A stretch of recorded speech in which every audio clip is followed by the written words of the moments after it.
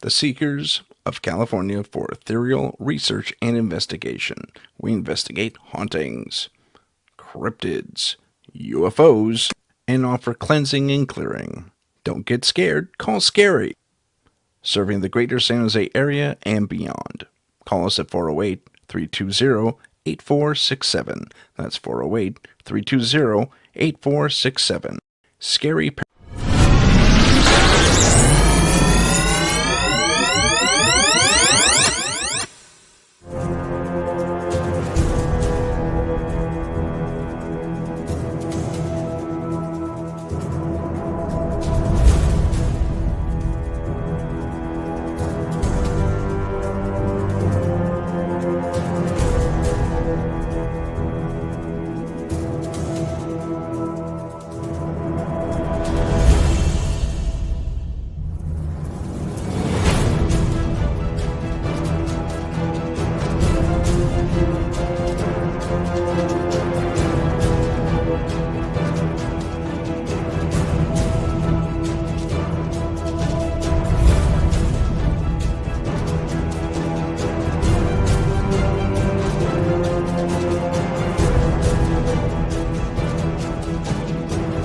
This is the United Public Radio Network, 107.7 FM in New Orleans and 105.3 in the Gulf Coast. UPRN talkradio.com. Esoteric programming at its finest. Our symbol, the trident, gifted to us by the priests of Troy Xenos centuries ago when one of the first monster hunting teams out of Corinth battled a contingent of Vrykolakas that had infested their temple. After the victory over the monsters, the head priest declared, "You are three lances acting as one, not unlike Poseidon's mighty trident of light. That would become our name, the Trident of Light, for the good we did and still do against the dark evils of this world." Available at Amazon Books. If you have a paranormal experience that you would like to discuss on the show, please email us at paranormal.insight.podcast@gmail.com. That's paranormal.insight.podcast@gmail.com. This is the Welcome to Paranormal Heart Podcast with host Kat Ward.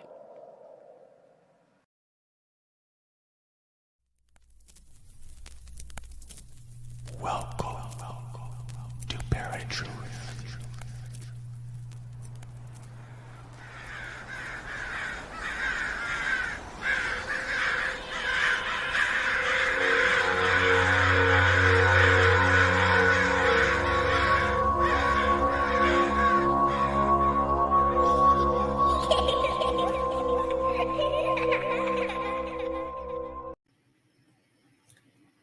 The Church of Mavis radio show, Friday nights at 8 p.m., 7 Central, starring Jeffrey Pritchett with his co-hosts Wham and Jay McNicholas, right here on the United Paranormal Radio Network, UPRN 107.7 FM. Hi, and thank you all for joining us today. We are broadcasting live on the United Public Radio Network and the UFO Paranormal Radio Network, 105.3 on the Gulf Coast and 107.7 FM in New Orleans.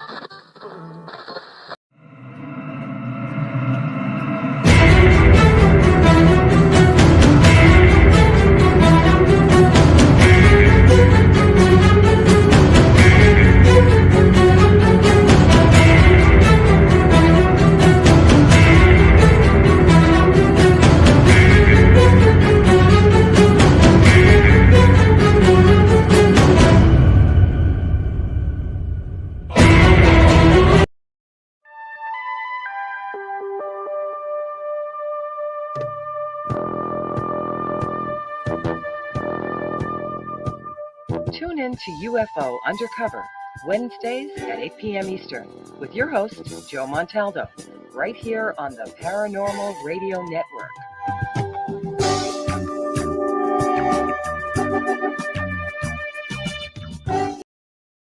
I had enough. Well, you drove out there into the middle of nowhere and had some sort of loud verbal display challenging ET in general out in the middle of nowhere? That's what I was doing. I actually had a pistol in my hand at the time. I was really ticked off. When I was having this fit, I was waving the gun in the air, okay, and I had this fit. And at this moment, I said, okay.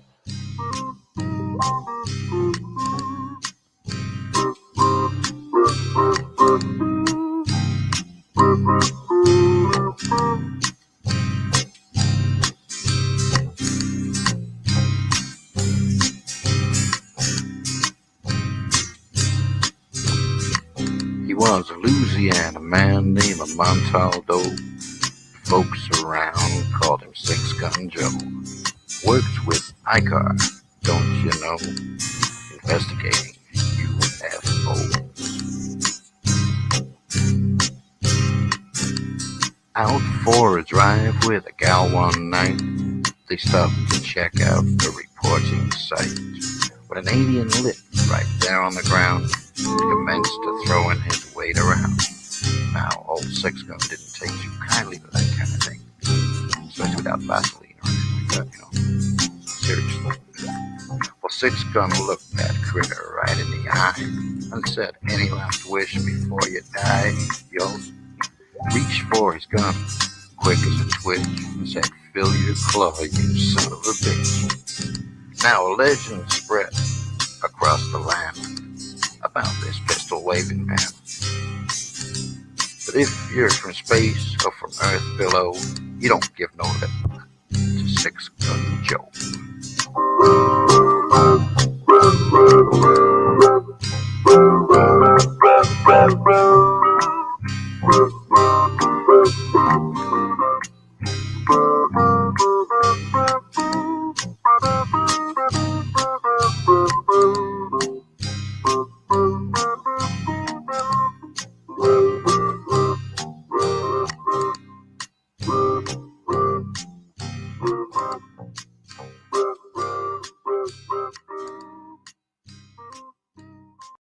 Welcome to UFO Undercover with your host, Joe Montaldo.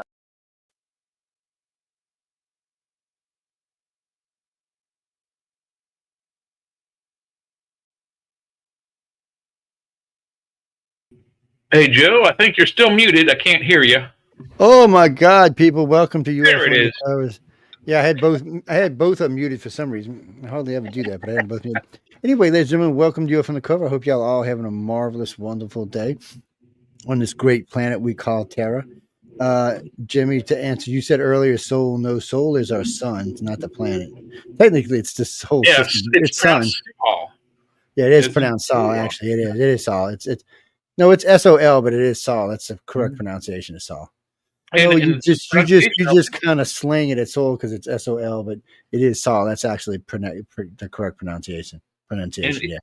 And if you're not familiar, the way that they categorize all the objects in our solar system is by the star, Sol. So Sol is the star. Sol 1, Venus. Or no, Mercury. It's Mercury. Sol 2 would be Venus. Sol 3 is Earth. Sol 3A is Earth's moon. And so on and so forth. On out like that. Yes, people of Earth, people of Sol, you idiots, run for your hills, run. No, I'm sorry, I'm just kidding. So Bob the alien got his cup of coffee. Yes, you see him. He's having his coffee. Hey, wait, what? Oh, okay, I know why it's off. All right. No, ladies and gentlemen, I always say, have a beautiful morning, beautiful afternoon, beautiful evening, wherever you are on our big, beautiful blue planet, because it's true. Or have a beautiful kitty. Yeah, have a beautiful kitty. You can have that too. It's really, I don't know why people's always trying to blow it up or F it up or something like that. It's a great planet. I mean, I really like it here. Yeah. And I think, over the next few decades, it's going to even be more fun. I was talking today with a friend, which is this is for another show, but we'll talk about it for a few minutes. They were putting out a prediction. They're saying within 10 years, 90% of the trucks on the highway will be automated. Yeah. Wow. Yeah. So that means a lot of the cars will be. So I figure what's going to really happen is, so eventually the cars all the vehicles will be limited to the ground except for us. We'll be flying above the traffic. We're going to be living in basically Transformers world. I mean, they're not going to transform, but you basically be driving mildly sentient robots, Autobots. Well, a lot of these, what they're going to turn out to be is they're not even going to be cars. So I really think the way they're going to end up doing this is in the beginning, you're going to have hybrids, but later on, as the trucks and all the emergency vehicles and everything takes over the highways for clear, so they can cruise at any speed they want. Think about it. 18 wheels without humans on the highway are going to be doing 100 everywhere they go. Yeah. It's going to be much faster, much cleaner, but it's more than that. I mean, I've seen several new flying cars that came out. Now, most of these aren't true cars because they really don't drive when they get on the ground, but there are a few. But it's still nice. So you're going to get in this thing, you leave your house, you and your wife, your kids jump in it, take off, whichever model you have, the Mercedes one, which is really nice.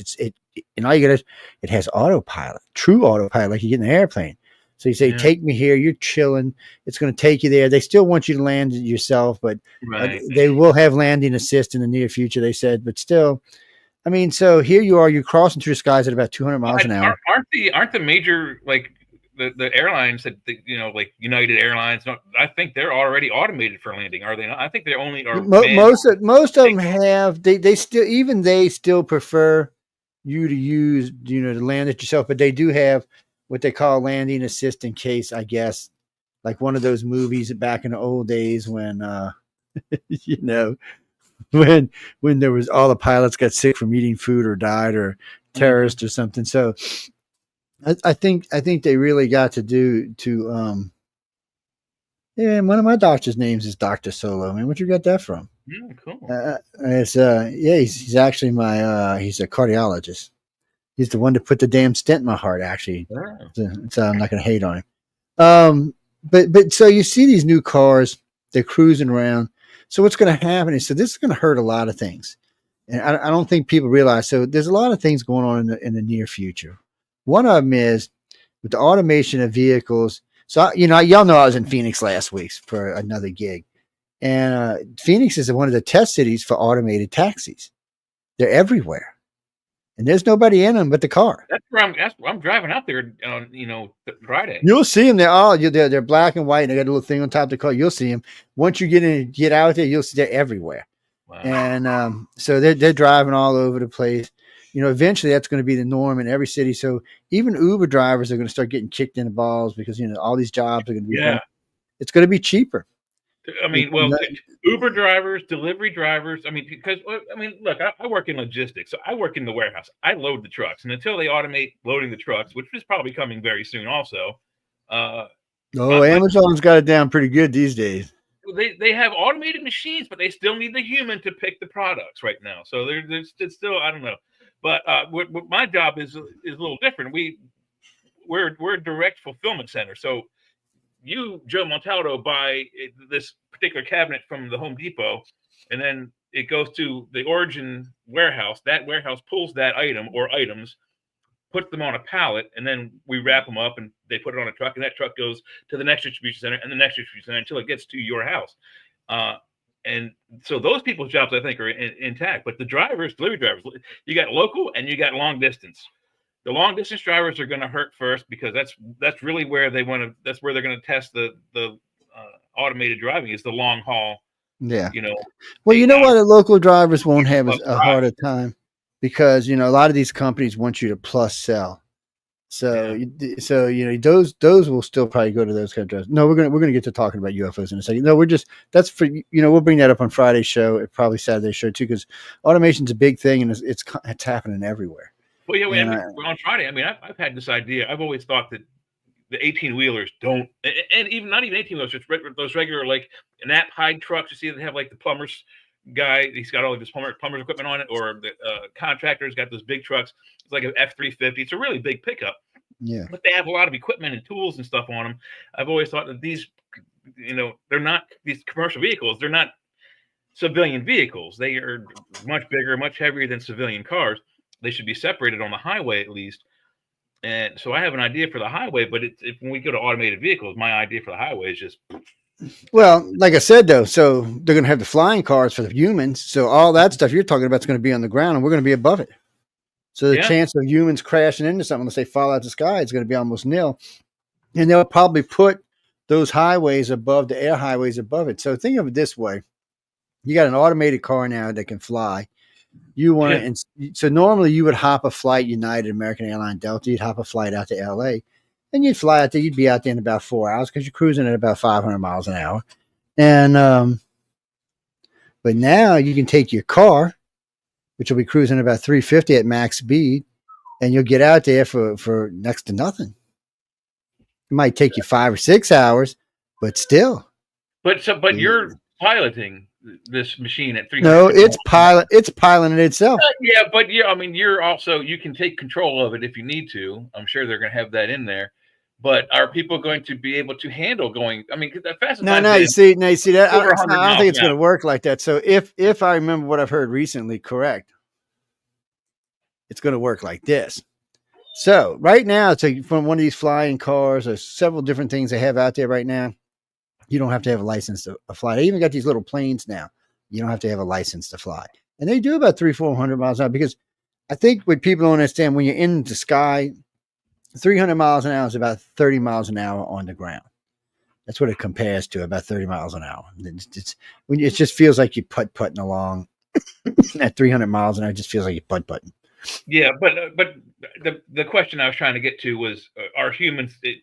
at some point, there's going to be critical decision making. That there's another plane car coming directly at you. No, that won't be none of that. It's going to take over. No, their computer on board will go on, yours will go on, and they'll just move over. You won't need to do anything. It'll do it for you. We're going to crash. That's how the cars are. Well, no, the cars do that already today. So, like my mom's car, I'm cruising up Atlanta. I got it set distance, and because I'm in between the rigs doing about 80. So I'm not even driving at this point. The car's driving itself. So the rig slows down all of a sudden. It just slows itself down. It keeps the same exact distance no matter what. Even if it's got a hard stop, it still keeps that distance. It's freaking amazing, actually. Yeah, they use radar. Mine does that too, but it's not fully automated driving. It'll stay between the white and yellow lines. This one will parallel park. It'll change lanes. It's you just got to program it for what you want it. But they tell you, and this was one of their what was it? I think this was in a Cadillac, actually. It actually tells you, though, you should always keep your hand on or near the steering wheel at all times, because you never know what's going to happen. You just don't. I know, Scott. We're gonna stop talking about it, I promise. But we're gonna get in depth on Friday night, because there's a lot of stuff going on with this for y'all to learn about and hear about. But it's not completely unfittable for this, because I always talk about my George Jetson car on here. So, and this is what we're talking about. George Jetson's going to be Joe Jetson. I'm going to change my last name to Jetson. How cool would it be to have a plane that's a car that folds up into either a fembot or yes. Jay heard me recently upgrade mine to I want, like, it turns into a maid, so your car turns into your maid. Mm-hmm. Or it turns into your generator for your house. Either way, I'm good either way. It turns into Rosie, like the Jetsons maid. Yeah, I mean, I'm good. I'm good either way, really. So, we've been talking a lot lately on the network about past, when you talk about aliens in the past, or extraterrestrials in the past, or visitations in the past, and it's kind of fitting now with the Pope being sick and all.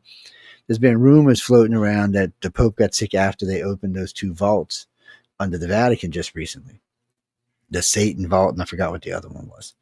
And maybe it's true, maybe it isn't. Maybe it was something extraterrestrial. But I always wonder when they start doing shit like this. So let's say we're going to go open a vault that's been, sealed for 500 years. Maybe the Black Plague's in there, people. Did you ever think about decontaminating a vault before you opened it? I'm just saying, you never know back in the day, especially in Italy and Rome, what kind of diseases may have been floating around. And I'm just saying. So now, there's always been rumors about extraterrestrial this there, extraterrestrial that there. And we do know, because of the artwork, that there is a lot of extraterrestrial stuff that seem to be tied into the Christians. I don't necessarily. Good. I don't think it's just that religion. Well, it's not just that religion, and I don't want to tie it in to just. I think it's much more prevalent. I don't think there's a lot of Jewish art that has UFO stuff in it. There's a lot of Christian art that has a lot of UFO. There is some Muslim art. There's definitely some Christian art. And no, Gene. So when we're saying Christian, we're not saying Catholic. We're saying Christian. I don't even know if the Catholics what state the Catholics were in some of this artwork. Now, at 500 years ago, the Catholics were around and kicking pretty good at that point. But some of this stuff dates back much further than that. No, some of this biblical art dates back as far as, I don't know, 1700 years. No, I don't think they called them Bibles. You know what? We did a show on that not that long ago, but I don't think they called them Bibles back then. If they had another word for them, they weren't like what we think of today as a Bible. That's not what they were. I think it was, because the Bible is the root word is the Latin word for book, bibliography. But there was something else they called them, because when we presented them, there was like 5 of them, then the Bible, and then some more of those, and then the Bibles, and that's how it worked out. And they were at different years at 100 AD. I mean, at 150 AD, at 350 AD. There was no Bibles then. I forgot what they called them, codex or something like that. No, I wouldn't call it. No, I wouldn't call anything. It's like a codex or something. I'll find it later on. But anyway, because I keep getting sidetracked. I know people. We'll talk about that on Friday too. Yeah. Well, you know what? We'll probably talk about that on Saturday. It's more for a Saturday show. Yeah. I don't know. We might talk about it Friday. You never know. Fridays, whatever. We talk about it on Friday and Saturday. How about that? Man, we might. But anyway, it's going to the point I was trying to make, that when we go way back, it seems to be a lot of stuff flying around in the sky before things were flying around in the sky. And what I mean by that, there weren't even dirigibles back then. There was not even a hot air balloon. There was the only thing that was flying in the sky back then was birds. And don't the condors live in California? I mean, there are no great birds in Europe, is there? Or the Middle East? Eagles? I mean, what's the biggest bird? Where's Siri? She ain't in here with me. Vultures would probably be the largest birds in most areas. So, I mean, that's what I'm saying. So they don't have condors or eagles like we got in the United States, these big 4-foot and 6-foot wide birds. So I'm thinking, what the hell was this flying in the sky? You know, there are so many stories, ladies and gentlemen, of different things, just UFOs showing up. They definitely seem to interfere in our societies far more back then than they do now. Or let me rephrase that whole statement. They were more open about it back then than they are now. I'm not saying, because they do still seem to be screwing around a little bit with the way we are today, but back then they just seemed to be openly screwing around with mankind. They just, for whatever reasons, whatever they thought it was feasible, plausible. Also, I mean, like, it wasn't just like messing around with our DNA and stuff. There was like, I've been messing around in general. Yeah, just trying to rule this machine. They were like a day-to-day interaction. It's not like, they're right now. They're just thing of our imagination, possibly. But back then, there was they interacted, physically with the planet. I mean, they were. They were interacting physically with us. I mean, they were physically interacting with humans. And well, Kirby, to say, okay, getting into how we got here is a tough thing, because I mean, if you're a Christian, God put you here, and if you're pure science and panspermia put you here. Which both are, I can deal with either one of those. But in reality, it seems like maybe there was a little bit more going on than just that. I think that in some cases, the extraterrestrials took advantage of religious people and used that against them. And I don't mean in so much of a harmful way. Use the religion into us in order to. I do as well. I do. Hey, Mark. Yeah. I do as well. But I think that some base religions were there, and then I think some religions were formed off of what the humans seen by the extraterrestrials, which are probably Egyptian Sumerians. That's probably how their religions formed, off of what they saw from the extraterrestrials. I think the aliens actually inspired that into us. Because you hear some of the way the Christian Bible, the King James Version, the way God speaks in that book. Let us make him in our own image and likeness and whatnot. And it seems to me like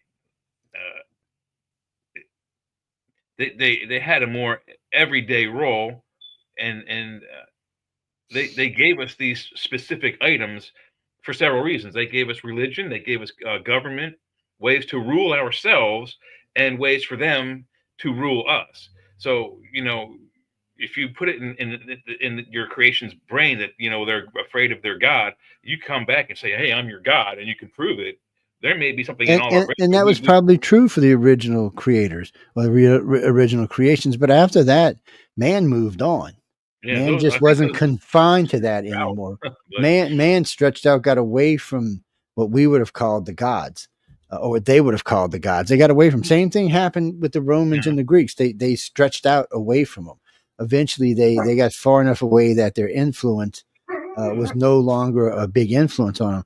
But I really, if you go by how they say the Sumerians and Egyptians developed, you'd have to say that whatever the creation of the Egyptians was got its ideas basically from the Sumerians, or at least some of its ideas from the Sumerians. What's that, Jeffrey? It's well, probably the easier way to track it would be, because we know it's different aliens in the areas. We know that both the humans and the reptilians were there at the time. So probably the easiest way to figure actually exactly what happened is the Sumerians were created by the aliens for whatever. Well, originally there was a race before the Sumerians that were created. And that race, or six at least different species. Yeah. So, but that race before them was the race. It's not us. It was the race that created us. So it's the last race they created. That was their servant race. They were doing everything they were supposed to. They looked like us. They talked like us. They acted like us to an extent. They would go out and plow the field. They would procreate. They would do whatever they were told. Key point, whatever they were told. So humans today don't always do what they're told. Humans today sometimes tell you to take a leap. So they're going on for how many every centuries or thousands of years? We don't actually know how long that was going on. There was an offshoot once the reptilians intervened and came down from the mountain from where the Dogon were. The Nemos, and they probably weren't the Dogon back then. They were probably just some tribe living up a freaking mountain somewhere. And when they came down and interbred with the Sumerians, they created an offshoot. Well, a couple of things happened there. One, after time, that offshoot eventually overthrew the Sumerians. But before then, a bunch of them left and went to Egypt, and Egypt was formed. And some of the people from Egypt came from where the Dogons were and came down. That's probably the original Egyptians. So their race was based off of probably, I shouldn't say their race, but their religion was probably based off of what the people from Samaria brought and the people from the Numos brought. And that's probably what created what we consider the Egyptian today. And that, I do think that the alien intervened, because it seems like after they had been up for a while is when the heads, the long heads started showing up, say 500 or 1,000 years into their existence is when they started showing up. So I think they fully came in and took advantage of that little bitty leap that was made because of that crossbreed. But when it comes to Sumeria, I have no doubt that everything that the Sumerian people were taught to them by those aliens. Everything from their religion to everything else. I just think after that, because we know there was offshoots because of the reptilians. And the messed up part about it is that Greys don't even show up. And because we don't know exactly this time period as we're talking about, according to modern according to modern archaeology, it's 6,000 years ago.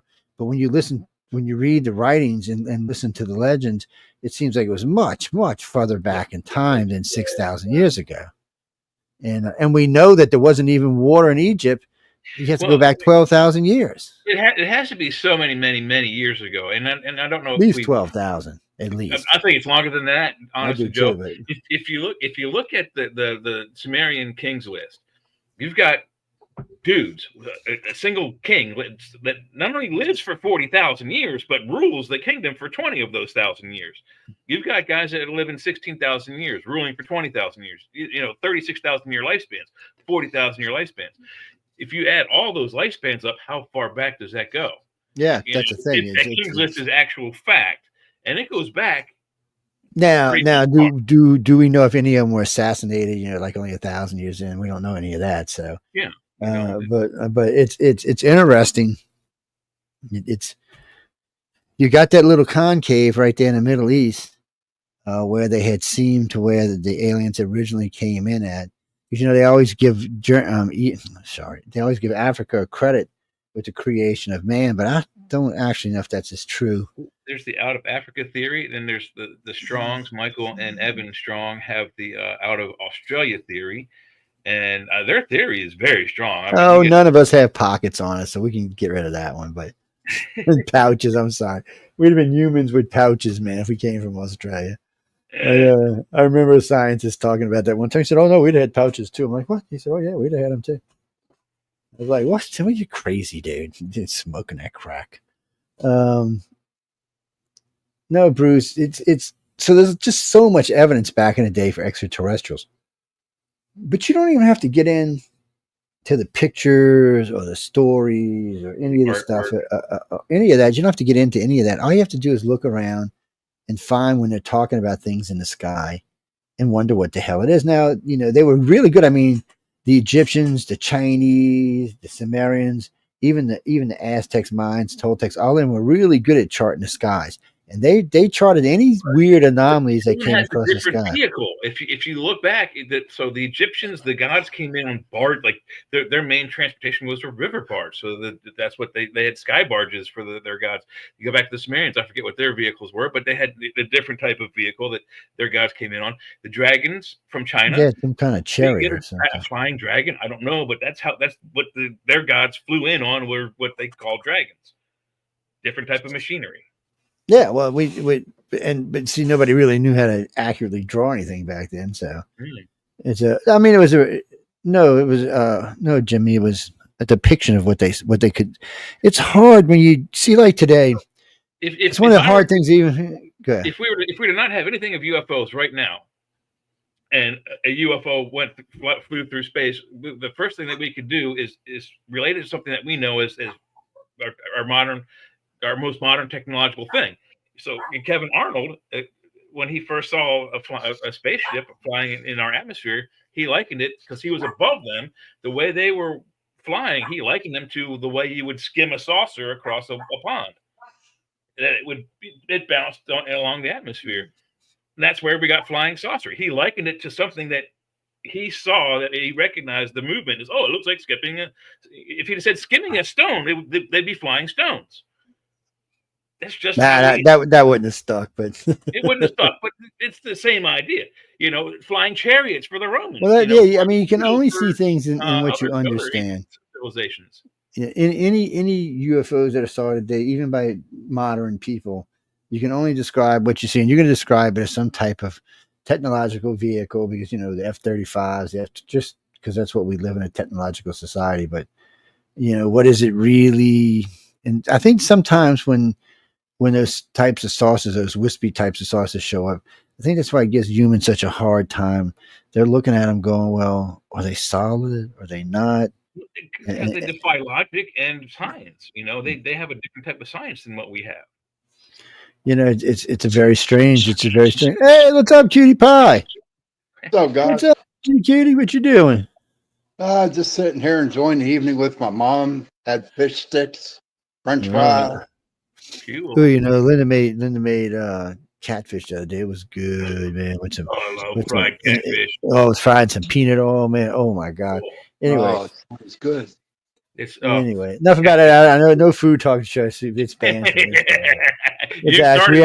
I know that's what I said. We actually banned it from this because it's easy to talk about. But anyway, so I always use the 15,000 year ago as a base mark, because I think it's just easier for people to understand. It's a good place to start, yeah. Yeah, well, because some people came out. What was that group of scientists who put the Lush River Nile at 12,500 years ago, which is, of course, when they say the Sphinx was actually built or was actually around.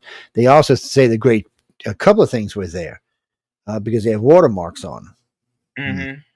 So the pyramid stone, Jeffrey. The pyramid I'm not an expert, but I took 2 years of geology, so I know a little bit about it. And I'm not an expert on erosion, but they teach you that in geology. And I can't remember the gentleman's name. He's friends on my Facebook. He was one of the first 4 guys to say that the Sphinx was built somewhere around 10,000 or 11,000 years ago. The erosion on the Sphinx is without question. It's water. It's water. Water around the base that ate those gouges into the Sphinx as it went down. It's just standing water now, not just rain and wind. This is like water that, like a pond or a lake that was around that thing for however many years, centuries even. They but a lot of it was because the way the flats are made on it, the water would sit up there, and then after a while Robert it would just Schoch is roll the up. guy who is Yeah, and convinced of the water erosion. and I remember when they did the progression backwards to find out when the Nile was lush like that. So I mean, you literally got to go back 12,000 years, and it was lush. I mean, it was seriously a beautiful place. It was gorgeous, and today it's a desert, but things that change on this planet all the time. People always. Most of Africa, they call it the dark continent for a reason. If you look at it now, it's mostly barren. But 14, 15, 20,000 years ago, it was all lush, deep rainforest. I mean, deeper than the Amazon. And now most of those trees are gone.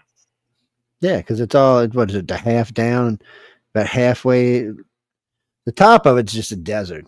And and then from about that point down, it's probably gets back into some serious jungle again. But it's not near what the South America is. Yeah, it is probably so. It's well, no, Jack. There's a lot of freaking UFO sightings in Africa. There's a lot of weird stuff in Africa that happens, like whole school villages worth of kids go missing, and they say UFOs took them. People saw UFOs taking them. You see, you never know because terrorists take them as well. There were quite a few major flaps almost at the same time as the big flaps in Mexico City years ago. Yeah, they were simultaneous. Well, Mark, you can't trust it because you don't know it. It could have been some terrorist group took them, and that's what the cover is. So we don't know. Eventually, on the three groups I'm talking about, eventually they all showed back up, and so it was probably some type of extraterrestrial contact that took them. No, we're not talking about that. You know what, though? You can bring that up on Friday night, my friend. Yeah, you can bring up the Oprah one, the Oprah stuff on Friday night. You can't bring it up here, though. But yeah, feel free. I'm just going to have to start keeping on my other shows what we can talk about on Friday night now. No, they do it. They were doing it on Arthur's Quill Saturday. Don't feel bad now. Talking about stuff that, it is not appropriate. Because some shows, we just don't talk about those kind of things on it. The most famous god of them all. What are you talking about? That would be the current god. Yeah, it's the same. Zeus, Jupiter, Yahweh, Anu. Yeah. Today, whatever you call God today, the Christian God is the most famous God. They're the same people, as a matter of fact. And as far as I'm concerned, the Muslim, Jews, and Christian God are all the same God. Oh, don't write to me because I'm just going to ignore you. When I listen to y'all talk about, it's the same God. I can't help it. You just goofies had to start your own religions. That's not my fault. And that's another good one for Friday night. Yes, I'm gonna say that for Friday night. I kind of think the Bible kind of makes it kind of ambiguous because for the longest time when I was reading the Bible as a kid, it confused me. It seemed like there was always when they were talking about God, it always seemed that there was two different ones. And I think the two different ones that they talk about in the Bible are actually Enki and Enlil, who are ancient alien god perpetrators that started up with the Sumerian race 12,000, 50,000 years ago. Let's see. That's just so much of this is going to tie together. I mean, there's going to be some that diverges, but there's going to be some that ties together. I guarantee if we were able to, and I think that, the Vatican has the full story. And not just in an allegorical sense. They have like the right technologically written story, like, about the aliens coming here and what all happened. They have our most recent history that we don't have. I would love to get that data unfiltered, without, translation. No. Very curious to find out what exactly happened to this solar system in the last, I'd want to go back maybe 50,000 years. Oh, it's far further back than that, but I'm sure. So I can help a lot of people with this. So since I'm a big space freak nutcase, so NASA a long time ago, I hooked up with NASA for aging meteor craters on the moon and on Mars, and they give you this little software and it goes by coloration. It tells you when the impacts were. So the more I looked into this stuff, the more I found interesting. Y'all know we use, like we were showing the other night, how we used JPEG and JTrack, and how we used airport monitors. For all these things are just tools to be used, but there's so much of this that plays right into what we're doing. it kind of helps us to understand. And anything we're talking about, especially in the past, some of the modern day technology just helps with that. What, Chris? Wait, what? I should have never read that. Now my brain went a whole somewhere else. You mean like alien abductions of who? Donald Trump? Ask me that on Friday. I don't know what else to tell you. Now you completely made me forget what I was talking about. Jay, what the hell were we talking about? I seen that stupid comment come up on my thing. We were talking about. I had just brought up the fact that I felt that the Bible gives me two different identities as God, and I think those identities were Enki and Enlil. Oh, ancient brothers, sons of Anu. It's well, guys, it's confusing to me because of the South Americans seem to be oddballs in all of this. We're pretty sure that at least the Atlantic side of South America was influenced by whatever we consider the Atlanteans to be, who influenced but I think also the Egyptians. Their gods, Huehuetiotl and all these weird named gods. They have I think his name is Kamazat. Is the god? It's a cat god with it's like a black jaguar. So there's very similar to whoever influenced the Egyptians. Must have been the same that influenced the Americans, because they have animal-headed gods on both sides of the Atlantic after the destruction of Atlantis, per se. So that's what I'm really thinking Atlantis was. So I'm thinking Atlantis was where the creation started. So for some reason we give the Sumerians credit for it, but I think the Sumerians, just like the Egyptians, were influenced by the Atlanteans. It's and they're the race that died. I don't believe. But it had to be a long time ago. In the middle of the Atlantic. I believe the Garden of Eden is on every continent, because I believe since there are 5 or 6 different colorations of skin, let's just call ourselves 5 or 6 different, offshoots. We're all the same humans, but different colorations, different skin colors, different skin patterns, if you will.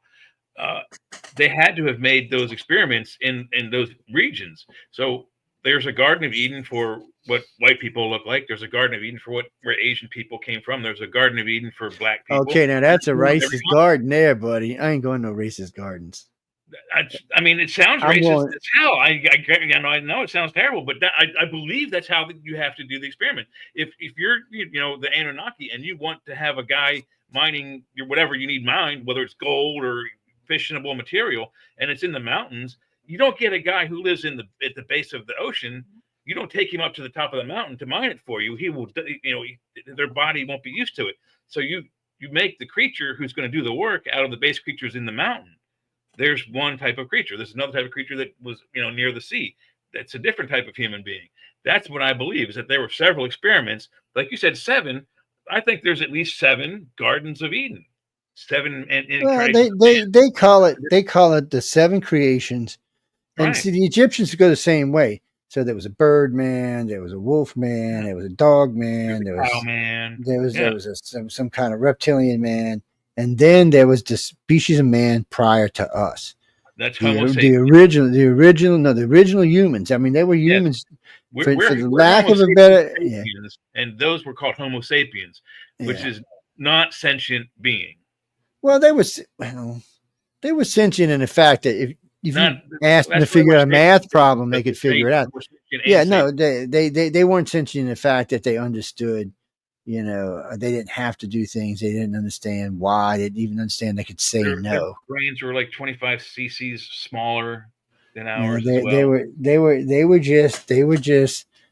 were humans like us, but they were just dumbed down humans. It wasn't until the reptilian section was introduced to us that we blossomed. That's when we got an extra 25% or 25 cc's of brain matter, is when we got the reptilian mind. And then we became. No, Jack, it's not what makes us the violent species, no, but it is the flight and fight.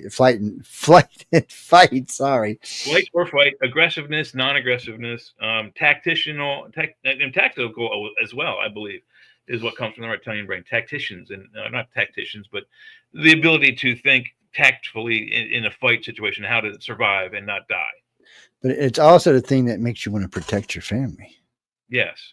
It takes out like not necessarily the fright part, but the panic part of the fright. You're still scared out of your bejesus, but you're not to the point like they always say squirrels are the worst critical thinkers. It's because they're afraid and their brain panics and they don't know which way to go and they wind up running right under the thing. Because they can't reconcile that the fact that whatever there is that got to do is more important than the fear that they're feeling. So it's Jimmy, we know that species existed. We've heard about them and from different writings and different books.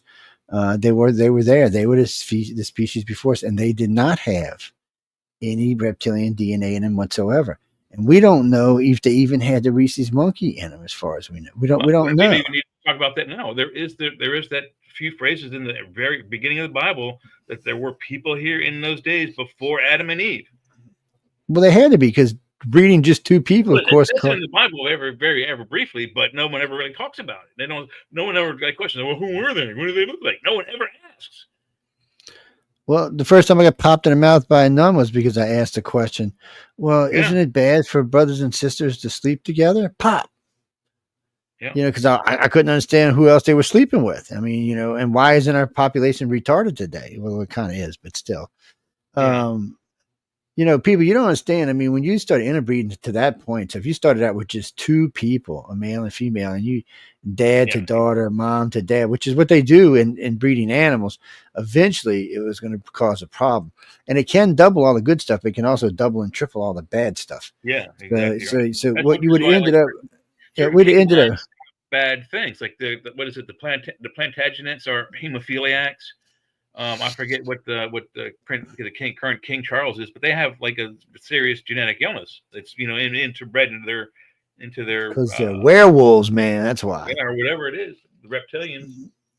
I watch Doctor Who. They're werewolves, man. I know for sure now. Some people say they're reptilians. They have the alleged videos where King Charles and the Queen and all of them they'd have like that sideways going. We gotta stop. We got to stop with the reptilian word because none of what we're talking about is a true reptile. The reptilians aren't cold-blooded, so they're not reptiles. They're not cold-blooded, and they can speak to your brain in such a way that you think they're human. You're looking at a human, not a So I'm kind of. So and the more we found out about dinosaurs, the more it looks like dinosaurs weren't quite the reptiles we thought they were. Yeah, they were. They found I forget what the species is just recently. It's kind of like the Ankylosaurus. It's like the next incarnation up from Ankylosaurus. It's one of those armored plated deals. It had like a ball on the end of its tail.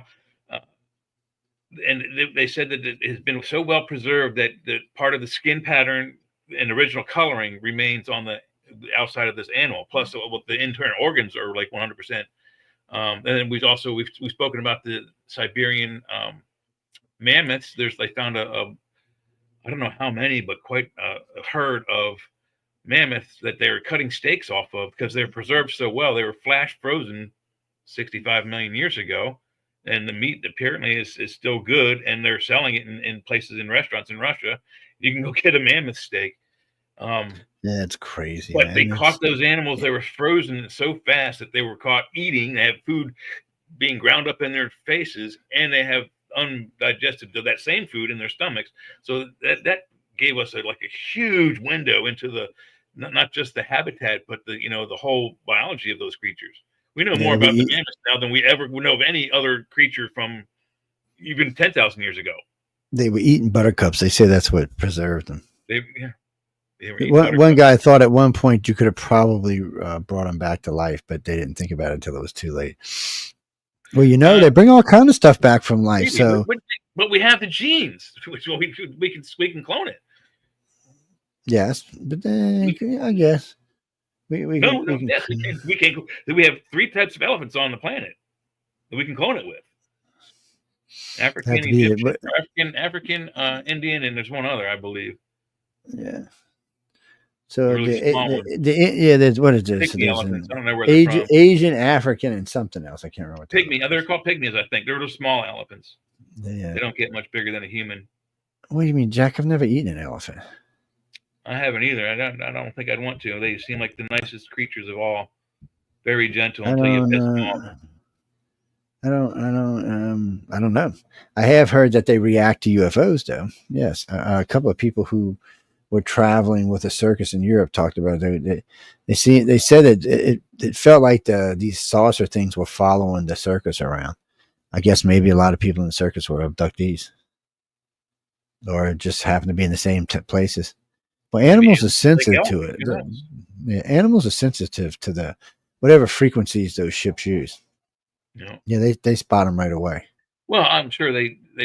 I don't know. This is weird to say, but the old style televisions, the old tube televisions, if someone left the TV on and the screen was black, I could find out I could tell you if there was a TV on in the room just by the feel of the room, whether it was on or not. I guarantee. Oh yeah, I'll be right every time. Yeah, because it gives off gives off a special whine. It gives off wine, and it also gives off a static to the air. You feel it in the air, yeah. Yeah, it's a weird thing. Oh, for you millennials and Z Geners, you have no idea what we're talking about, so don't worry about it. It's called tube television. Without that, there would be no screens, not even flat screens. Some of the millennials are getting into tube technology now because they're getting some of the older video games that came out, like Pong and Atari 5200 and Atari 2600 games that we played. The first video, we were the first generation video games, first generation skateboard, first generation BMX, first generation. If it's a thing that you guys like doing now, first generation, it was right here with us. I guarantee you, they're going to those TVs now for the 2600 games. People are trying to go to pawn shops to buy tube TVs so they can hook up their computers to play these. Allegedly, the older games work better on the tube TVs. You mean pre-solid state? The biggest TV I had was I think it was like 26 or 28 inches, and that was huge. It was in a big monster cabinet, so it was huge. Yeah, it even had a record. It had a record player in it and all sorts of stuff. Yeah, I've seen those. We had one of those. Yeah. It only had 3 buttons on the remote control though, and I was so God and grateful when we got that, because before that I was the remote control. Yes, well, I was the remote control because I was the kid, so I was the remote control. But then we came up with this new fancy dancy when click, click, click, click. One of my favorite Benny Hill jokes, and it's a visual joke, so I have to describe it for you. So there's these 2 old ladies on a Davenport, which is a couch, a velvety couch, and they have a remote, and then, one old lady keeps pressing it, and you can see like the special effects of the TV changes out in front of them, and they keep changing it. Finally, the one is like, God, there's something must be wrong with the remote, and they pan out.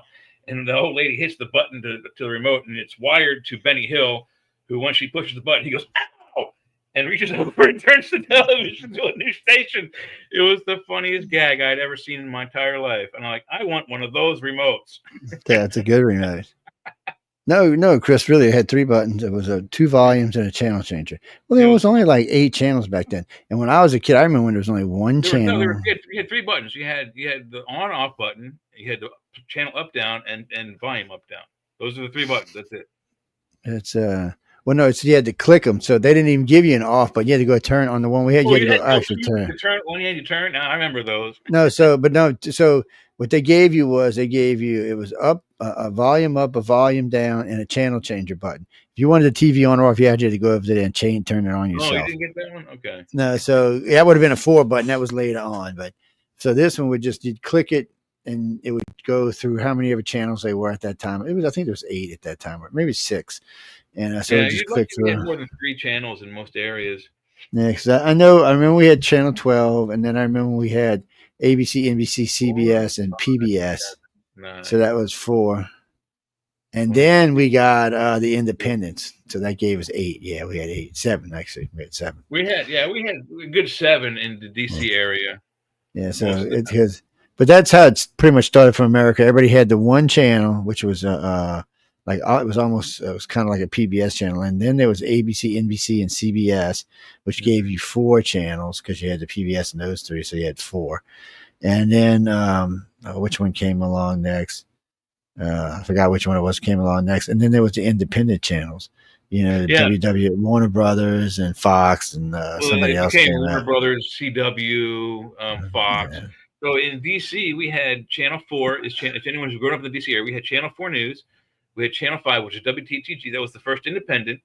And we had Channel 7, which is ABC. Channel 9 was CBS. Channel 22 was the first PBS. That was one of the college's PBS stations. Then we had 26, was the actual PBS station for Maryland. Then we had Channel 20, which had Captain 20 and all the good cartoons. Every morning we'd try to watch them before school. When we got off of school, we ran off the bus to get them before they started. That became the CW. And if we're really lucky, like it was nice and cloudy out, we had one of those it was a tuner that would turn the antenna on the top of the roof, and we could pick up 2 or 3 stations in Baltimore. So yeah, you know what? I got one of them. I got one in this house out here. Yeah. Because when I went to Roku, when I got rid of my cable and went to Roku on one of my local channels, so I put one out here and it's got a button you hold it and it spins around. Yeah. You know what? That little son of a bitch gets 26 channels on it. I was like, people, it's just I'm going to mount it this summer. I'm going to mount it outside of my house, but it's inside the house. It picks up like 35 channels. Yeah, and when you live in big areas, you get a lot of them. Well, some of them are repeats, Chris, but I don't know if I'm going to get DC, but I'm try to aim it for DC. I'm close enough. I try. Depends how high you get up to. Peter, what's that?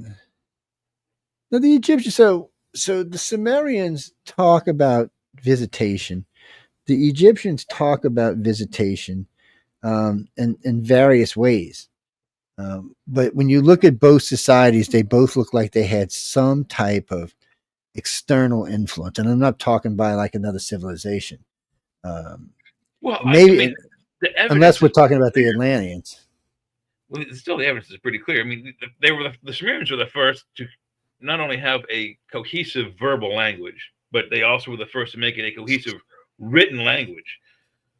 But only a few certain people could read it, A, and B, those people who did read it, they're reading, basically, if you read the stories, the Enuma Elish, their Sumerian creation stories, it's basically like reading Star Wars, and it's like the first book ever.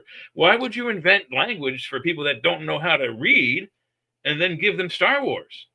They wouldn't be able to comprehend it. Not only could they not read it, but they wouldn't be able to comprehend the science fiction to it. I know. So this is something we're going to probably bring this. We might even do a show on this, a baby gray zone type show. So I've always been taught that the Egyptians was the first written language with not the Egyptians, the Sumerians were the first written language with the Egyptians following not far behind. Yeah. But about 17 years ago, they found something that they called the Zero Dynasty. So if a Zero Dynasty is true, then the Egyptians had the first written language, not the Sumerians. So it's the Chinese. Their written language starts in around 12,500, whereas the Sumerian, as far as modern history wants you to realize or believe, that language is only 6,000 or 7,000 years old, not 12 or 13 or 14,000. That's because they can't prove it. That's why you can only go by stuff that's provable. And and right now that would put the Chinese would be third. They might even be fourth.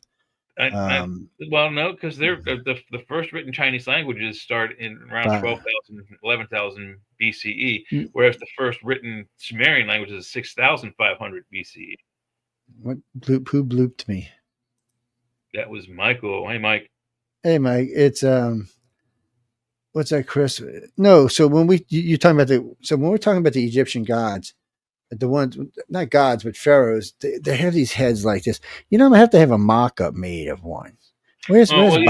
There should be distinction, I think, Joe, between God and Pharaoh. I'm messing with Bob. Yes, and I agree with that. Gods would be the aliens. The pharaohs would be humans put in their place, or hybrid humans put in place of. So if you ever noticed, all the pharaohs always wore that blue thing that came down over the back of their head, and it went back a little ways. So we don't really know how many hybrids, and I want to use the word hybrid loosely. We know we're pretty sure Akhenaten and Tutankhamun, his son. I know there was 5 of them, and one of them had the one like the humans for sure. So think Minkare is one too. She's buried or allegedly that's one of her pyramids. So the human type aliens look like they would be directly responsible for the Sumerians and the Egyptians. Just that the reptilians intervened to help them become more robust of a species. But they're the ones that looks like. But then again, so even if that's true, then who are the Atlanteans? They must be some interlopers of some. Well, they seem like they were here first, though. So it gets confusing. So that's the problem. Atlantis we know is pretty old. Yeah. And so if we're going to use the 15,000 year mark, so we'll say they're the oldest. I'm still fairly convinced that the Atlantis is. Well, you know what? Let's use the 50,000 year mark. That'll help people understand. It gives us more wiggle room. That's how far back I wanted to go, and I think that's so. Ladies and gentlemen, we're going to use the start of creation as we know it, as people know it today. Is not 5,000 but 50,000 years old minimum. So that's where we're going to start at. So, and the reason we need to do that is because first, the Sumerians talk about the 7 creations of man. So, what did they do this in a year? Bullshit. Those 7 creations were probably a decade apiece, maybe 100 years. More than that. Regardless, I mean, they were spaced out. So same thing with the Egyptians. So we're talking at least 5,000. We'll be nice and say 5,000 years, probably more like 10, but we'll say 5. So that already puts you 5,000 back. This is before anybody speaking, cleaning, cooking, making babies or anything. This is just the base product. You're talking like literally monkeys out of the jungle. That yes. Yes, this is the base product. So from that point forward, we step out the base product. So here we are now, another 5,000 years down. So we're at 40,000 years ago. At this point, this first race, because we know the Atlanteans were still alive at this point, we know this base race was out there mining and doing things for whoever this other race was. I don't think they were really the Sumerians. They probably had something to do with the Atlanteans. Okay, so we were probably mining for the Anunnaki, supervised by the Ijiji, and without any wit of our own, doing really dangerous stuff that was killing us very quickly, and they were having trouble keeping up the workforce. All right. No, there's a misstep in it. Go ahead, Michael. I got something for you guys. Check this out. Give a look. You see that? Hey, Leah. I don't see nothing. Hello. He's got to put it up on. Remember, add it to the stage. You'll have to put it on the stage so we can see you. Hello. Is that Sean? Hey, Sean, what you doing, babe? I didn't even see you. Check this out, right? Yeah, that went around. Yeah, I saw that on Facebook today. Yeah, awesome. Yeah, I got the little post-it note for what this stupid thing is. All right, so the lid of Pakal the Great, a portal to the afterlife or a glimpse to the unknown. It says, deep within the ancient city of Palenque, the lid of the king of Pakal the Great remains is one of the most intriguing, hotly debated artifacts of the Mayan civilization. 1,300 years ago, this was carved. But we know. So I mean, but look at this.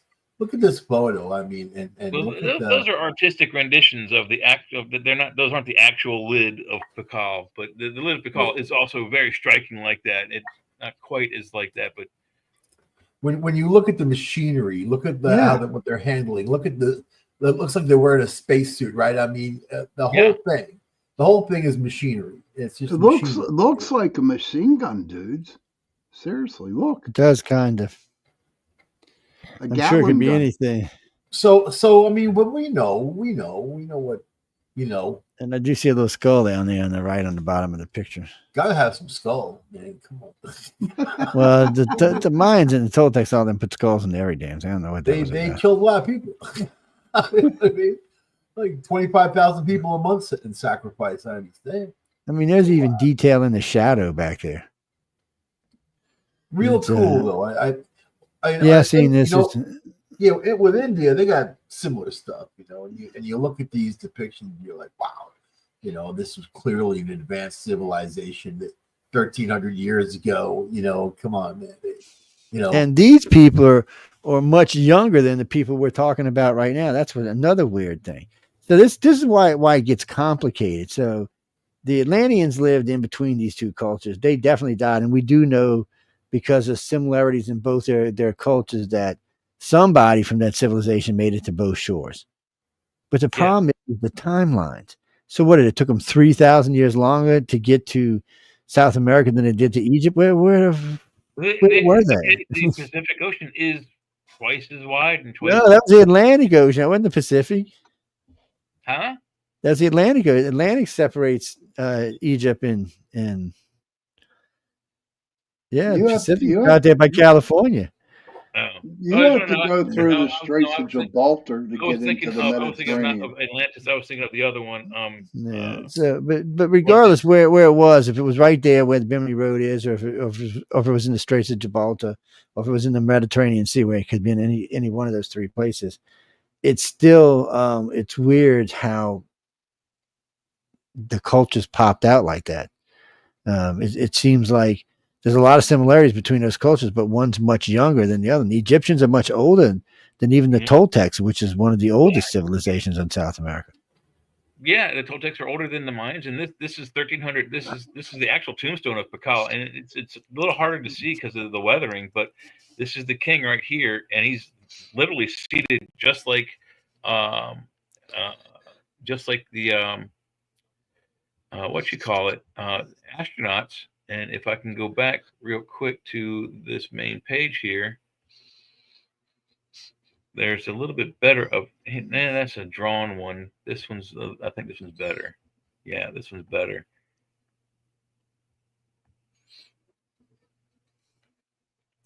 So the aliens had to quit messing with these Europeans and the Egyptians.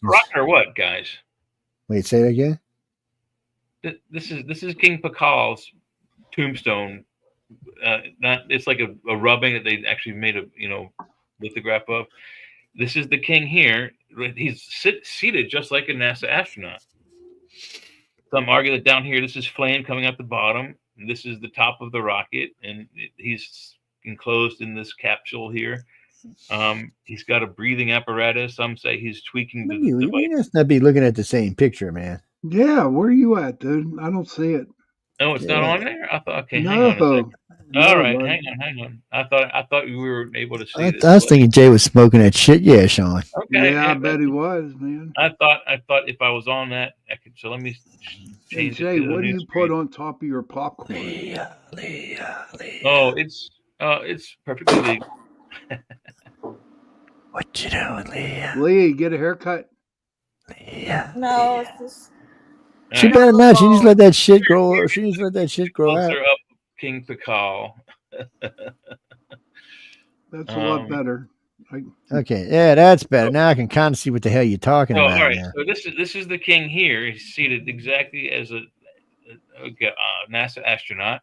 He's got a device that he's breathing on. He's tweaking controls here. He's stepping on a pedal on one of his feet. Right, this one, he's stepping on a pedal. And then out here, they argue this is flame coming out the bottom, and that this is this is the top of the capsule, and then this is the space capsule here, and he's going up in space. But actually, the story of King Pakal is he's going into the underworld, which is their actual legend and lore. So, if anything, it's a drill going the other way, going into the no shit. Oh, well, we're going to go visit and see what's going on down underneath the earth. But in any event, I think that's a cool story, and I remember that's one of the first images that actually Eric Von Däniken really questioned in his book. Well, there's so much of this stuff. I mean, it's maybe he's in the spaceship going up. Going up or going down, whether he's going into the inner Earth in a space capsule, or it's like a driller machine into the center of the Earth, or he's going to outer space in a space rocket. Either way, I mean, it's like science fiction. Why would you? I mean, we were talking about this earlier. I don't know if you guys missed this part, but I was saying, the Sumerians write that they come up with the first written language for people to read, but the first things they write are these science fiction stories that not only could people of the time not read, but even if they could read it, they wouldn't be able to comprehend the science fiction in the stories of the Enuma Elish that they wrote. It's just the science fiction is just above the people's education level. So we're led to believe anyway. Hold on, let's pull these. Let's see if it'll let me use these. That is downright interesting. Thanks. Yeah. Wow. Yes, we're all moving to Mars. Then. I know I haven't been reading my history books, man. I know I haven't been reading History my is wrong, my books. friend. History is very, very, very wrong. We're all moving to Mars. Is all I got to say about all this. Hey, as long as it's Mars don't exist. You're just moving into something that's just not there. I don't understand why you guys want to. I can do that. Money. You know, money. It's free, man. We give them money. We don't pay As that. long as he turns into Drax when I'm on that planet, I'm okay with that. All right, let's see if this is real. Planet Sean. Planet Sean. That's cool. Sean's gonna be he's gonna be the overlord. Oh, I don't know about this Planet Dexter shit. Now what? Think about that. Wow, shit. yeah, no. That's a whole different thing now, man. Planet Sean's one thing. Planet Dexter's a whole another planet. So this is all supposed to be Egyptian stuff. Let's see how many. A lot of this I think is fake, to be honest with you. I could deal with Planet Looney Tunes or Merry Melodies. That way, when you fall off the cliff, all you're gonna do is go splat, and then 20 minutes later you'll be fine. So is that a spaceship right there? Is that a Stargate thing? See the little red thing in the middle where you push the button and I'd say it's a spaceship. It looks like a spaceship, dude. Let's go to the next one. Let's see what we say. Spaceship. Oh, look, they got a little George Jetson thing down here. What the hell is this thing? The Spaceship hell is it? or a creature. Egyptian hieroglyph, Egypt people worship. Some of the spaceships are actual creatures, so I mean, maybe that's what that is. Some of this stuff, like the stuff that came off the first Dune movie. Yeah, this looks fake to me. Yeah, that definitely is fake. So is that. Let's see. Yeah, none of these are actual on any ancient Egyptian wall anywhere. The only ones that are. What is this? This a little height line here. That's the list of the Hall of Giants, I guess. The Black Pharaohs of Egypt. Honest to God, Jay, I admire you, and I'm not joking around when I say that. You're just allegedly I have a scale somewhere in my Facebook pictures. There's a scale of humans from our full height to our lowest height, which is what we are now. But allegedly, there's King Og was 36 feet tall. His bed was 40 or 50 feet, square, so he roll around and not fall out of it. Can you imagine being 40 feet tall? No way. No. So much this thing's right here is supposed to be a thing, huh?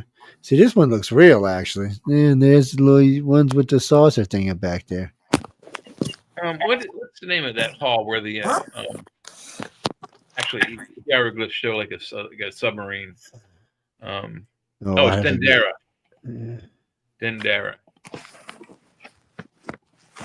There's a lot of weird things. Oh, there we go. Big pyramid. So do you think the Anunnaki came down in spaceships? Absolutely, 100%, yes. Okay. Well, I think actually they probably were a little bit more advanced than we are today, and they used a type of rocketry because we have depictions of rockets that are used. So they probably use those for initial, but once they're on the planet, they're using some sort of anti-gravity technology to go around from city to city, building to building, etc. Because when I did a show on the Anunnaki, 2 of them, and I read that that the Anunnaki came down. Dendera, there you go. And talked to the kings of the Sumerians. And the Anunnaki told the kings to write down this and put it in a book. How much is that true? It's 100% true. The Anunnaki gave us the Sumerian kings list, and on that kings list we were talking about earlier in the show before you guys were able to get in here. There's people on there that are 40,000-year-old lifespans, 90,000-year-old lifespans, 100,000-year-old lifespans. Some of these people. And I think people said that, we got their math wrong. Well, if they are living 100,000 years and we have that ability, how far back does that put our history? If the Sumerian Kings list is for real, and we can and those dates are for real, we can take those dates however far back. What does that say of our history? When did we start? Sure, you don't want me to get you. Okay. I think it's amazing. The Anunnaki really interests me. Go back. I think that's there we go. Yeah, go back. I think that's a real hieroglyphic page. I think that is for real. Oh, there's several pages in here real. I've been watching it go through. The first dozen were definitely fake, though. Yeah, I think that one is for real, and it's an actual Egyptian. So this is what we always talk about, ladies and gentlemen, when we're talking about the human alien type skull. The only difference is in the aliens, it's a little bit further back, but that's what it looks like. Very close to it. Yeah, that's what I always tell you. Okay. Isn't that for the graves? Is that what they look like with their head? No, that would be the human type aliens. Tall humans, tall whites. Yeah, the human aliens are just they look just like us, except like I said, they got 6 fingers, 6 toes. They're way bigger than we are. But as soon as they turn like this, it's like, oh, you'll see that huge brain back there. Yeah. So, what do you guys think about the Baltic Sea anomaly? It looks like the Millennium Falcon, dude. Look at that. I know. Wow. So the Millennium Falcon, yes or no? I mean, that's what it looks like. Do you know that they say nothing can get near it? Like there's a sub or whatever, like the power gets cut. I don't know how true that is, but it's interesting, you know? That is interesting, Mike. That is. I mean, obviously it's not, it's engineered, right? I mean, you can look at things and see it that looks like the Millennium Falcon. I'm not making that up. I mean, it does, because you got that thing there. Now look, there's Chewbacca going up those steps. I wouldn't be surprised. So it's not Bigfoot, it's Chewbacca. Walking across the right now, I would probably pass out, but I would believe it. See, look, there's a Anunnaki god Horus right there with his little falcon head on him. Yeah. Where at? It's not up there. Hold on, let me come back and see where y'all are. Let me find my way back to the chat room. To the room. It looks like a catfish. Oh, well, Mike took it down. That's why you can't see it. That's right. Look at this right there. Oh, look at that. Yeah, nice and purpley. The hell's that? Weed. Boobs and buds. What? Gee, I wonder what Mike was I'm not working. Come on, move it off the screen. I'm gonna have to take you out there. Not that kind of show. Save it for Friday. Hey, come on, man. That was that sincere. Save it for Friday. Oh, see, that's the one with Horace on it. Horace, there we go. Yeah, that Kanye guy. I still don't know what the hell he does. But whatever it is. See, look, there they are again. Yeah, elongated skulls. Okay. Yeah, the bowling pin. The crown is called the bowling pin helmet to hide the elongated skull. But they find skulls like this, and they said, "Oh, well, it's just a mutation." But I don't believe it. Well, some of them there is a disease that causes something like this, but not this. It's but this is just about the right size for a regular human. We have 3 sutures on our skull. There's only 2 on that. It's called "You Woman's Got a Big Head." No, it's a different species, Michael. Altogether, 100%. It's a different species of man. Yeah, exactly. But you see, with that hat on, all you see is their face. She just looks like a human. Yeah, it's like I said, from the front, they look 100% it just popped into my head. The cone heads. Maybe they had something going on there, buddy. Now, who's this guy? Dan Aykroyd is kind of goofy, but it's maybe how much reality is there to that? Who the hell is this guy? That's Satan. That would be the Minotaur. He's somebody hanging out. The Minotaur. Minotaur looks like a bull. Yes, that was close to a bull. Those are the Dendera hieroglyphs. There's Luke Skywalker speeder. There's a helicopter, UH-63 or 60B, and a submarine. That's the weird shit in there. I'm saying Mark Hamill's the luckiest guy in the world for getting that role. Because he would have never had anything past that. Yeah, because he sucked as an actor. He was kind of Jedi Knight. It kind of make a mockery of the whole. I'm a Jedi. So they circle these 3. They don't circle this one down here. What are they on, crack? And shouldn't they wonder what the hell this thing is over here? What is that? Yeah. Obviously, they had massive technology. They have these lovely bunch of coconuts. It wasn't like imagination. It was technology. It was technology they had witnessed that they brought forth. Yeah, those things are kind of interesting. The little baby alien things. Some it's people supposed to be in Mexico. They found some that they investigated. They said they didn't know what the DNA was. They can't figure out what they are. Yeah. Problem is, it's just so much of this. And right now, it's just Egyptian stuff here. We're not looking at world artwork for UFOs. There's tons of this stuff. I mean, part of me go way back before that. Hey, girl, look at that little tiny waist. Oh, look how tall she is. India's got this is definitely right here. This is what an extraterrestrial. That's what they would have looked like. They'd have been about that tall. India's got a story of nuclear weapons. And their knees do bend backwards the wrong way. That is correct also. That's what the human aliens look like right there. Somebody actually got it right. I'll be damned. It's probably not the wrong way to them. It isn't the wrong way. Yeah. I'm sorry, the Egyptians got it right. And you see this little orby light thing that follows them around all over the place. Yeah. It's, they make a big thing out of that on the Battlestar Galactica show. So supposedly everything that we know of today, like all of the whole government and all these conspiracy theories and all this like talk of disclosure and why it's not actually like become a mainstream, openly talked about topic, is because it all dates back to the beginning of civilization and the true story of why humans are here and like what our role is in the whole scheme of things. And they don't want the true story to be told because it would piss a lot of people off. Yeah, and the U.S. government, no government's going to be the one to reveal it. I'm not really concerned. I don't think we're ever going to have disclosure, and if we do have any disclosure at all, it's going to be at the whim of the aliens. They'll decide when they'll let us know that they're here. See, that's where everybody's confused. They have disclosed.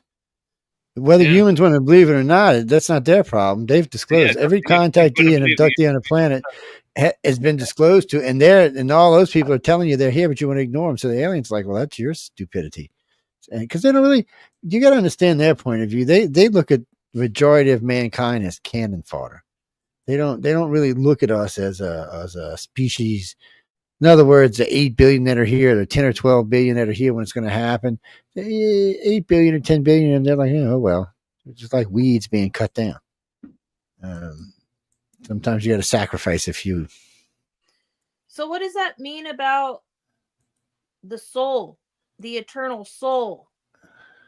Well, for them, our souls are probably like baby souls that don't really understand anything. It's why we're here on Earth. I mean, if you're knowledgeable or wise enough to understand at least the fact that there is such a thing as the concept of a soul, I mean, but how do you know there is? They might know something we don't. I mean, remember, they change bodies on a regular basis. So what is a soul? Or like when you talk about transportation through a transporter, you're going to be demoleculized and reconstituted somewhere else. It's not the same DNA. It's not even the same person. So is it the same soul? The Egyptian book of the just the dead. same memories, yeah, really. Yeah, I mean, it's a faint. I mean, those things that's a lot of questions that have to be answered. We don't know the answer to any of those questions, but they do. Well, and you notice they don't use teleportation technology. Yeah, not at least for the. I think that there's a group. This is probably just my opinion, but it seems to me that there's a whole community of people, whether it be a large or small community of people, who seem to believe or know beyond a shadow of a doubt that there's way more than meets the eye. There's way more than just the physical reality. There's the paranormal, the unseen realms that frequency and energy dictates. And I mean, we're taught in certain of but knowing it and understanding it is two entirely different things, and we're nowhere near understanding it.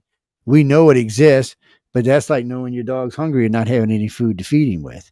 Okay, so that's what I'm trying to get at, is how do we get to that point as a collective society, as a collective population, to understand that, yes, these are like actual laws, just like physics. There's laws of physics. There's natural laws in the world.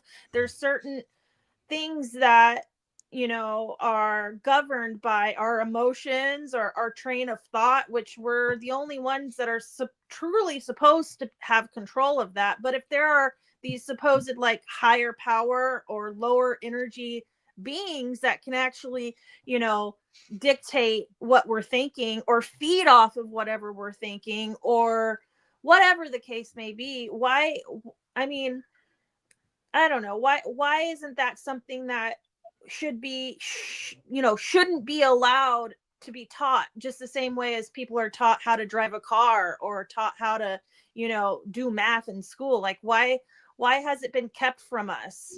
Because there's no proof. You can't teach a society of 8 billion something when there's absolutely no proof for it. So it's kind of like ley lines.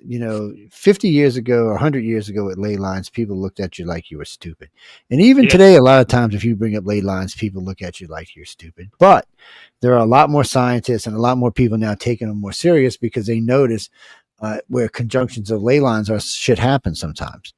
So they've actually taken it in. But it'll be another 100 years before that's actually a real science, before somebody's getting paid to look into it to see why it works the way it does. And then it'll be taught to us. But you have to get there first. It's like a consciousness. We understand that all humans have a consciousness. And all of us want to believe there's a higher conscious on a higher level that we can access, or maybe we'll get to access at some point. But we don't actually know that for sure. That's a wish. Even if you think you've experienced it, you don't really know if you've experienced it because there's no way for you to prove it. So it makes it hard. We don't want to send off our society cracking up trying to do stuff that we don't even know if it's real or not. But see, like that goes into, okay, so there's no way to prove it, right? So there will be one day. I know for a fact I saw what I saw. I experienced what I experienced, but there's no way for me to prove it. But it happened. And it did. And one day, there will be enough ways to prove it. See, when it comes to stuff like the extraterrestrials, more and more every day, the truth's slipping out. It's going to take a long time because America, not just America, the world's just not ready to accept that there's beings out there that not only are far more advanced than we are and have been around far longer than we have, but they've been screwing around with our society. Yes. Well, not just our society, our gene pool. So that stuff that's going to have to be broken over the next 1,000 years or so, gradually, or else we're going to flip out. As a society, we're going to flip out. And then you've got to worry about the 25 or 35% that may decide that the aliens are the new gods. So it's just so much here that we're just not ready for yet. I mean, we want to say we are. When you think of Americans, you think of, or Europeans, you think, okay, we're smart, intelligent, advanced society, but no, we're not ready to know extraterrestrials exist. Even today, if you go in just a mixed crowd and say, hey, you know what? I think extraterrestrials are real and they're out there. People are going to look at you like you're stupid. Not everybody, but the majority of them are. They're going to just look at you like, they're going to look down at you. Even if they may believe the same thing themselves, they're still going to look down at you.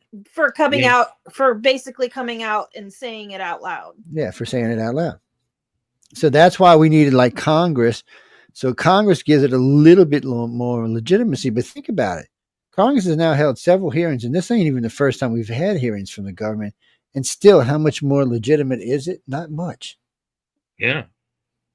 It's really not. The minute some whistleblower is, interviewed, the minute somebody comes out and posts a video of a supposed, like, this person, claims to have proof of this or that, it's literally like flooded with so much other bullshit that it gets lost in the sea of, that's why we have to be the Daniel Jacksons of the world and get out there and show people that there's stuff going on that they need to know about. That they look, see, like this picture. I don't know if y'all can see it. This picture. You see, he's holding a gray in his arms. Yeah. No doubt about what he's doing there. How old is that artwork? Is that a legitimate piece of artwork, and where did it come from? It doesn't say. It just says alien artifact view page. Maybe it'll tell me on the page. Yeah, maybe. It doesn't. Okay, Lee, I'd like to ask you this question while Joe looks at it. So you finally get the answer that you're looking for. What are you going to do then? Well, I don't. Okay, so I'm going to dissect that question a little bit. The answer that I'm looking for, I'm not looking for a specific answer. I'm not looking for it to even be, geared in my favor per se. I'm open to whatever the actual truth is. I want to understand basically what the heck, like, and then I'd be able to formulate my own hypothesis of why I personally experienced the things that I have based on that truth. Like, okay, I don't think I'm looking for any specific outcome, nor do I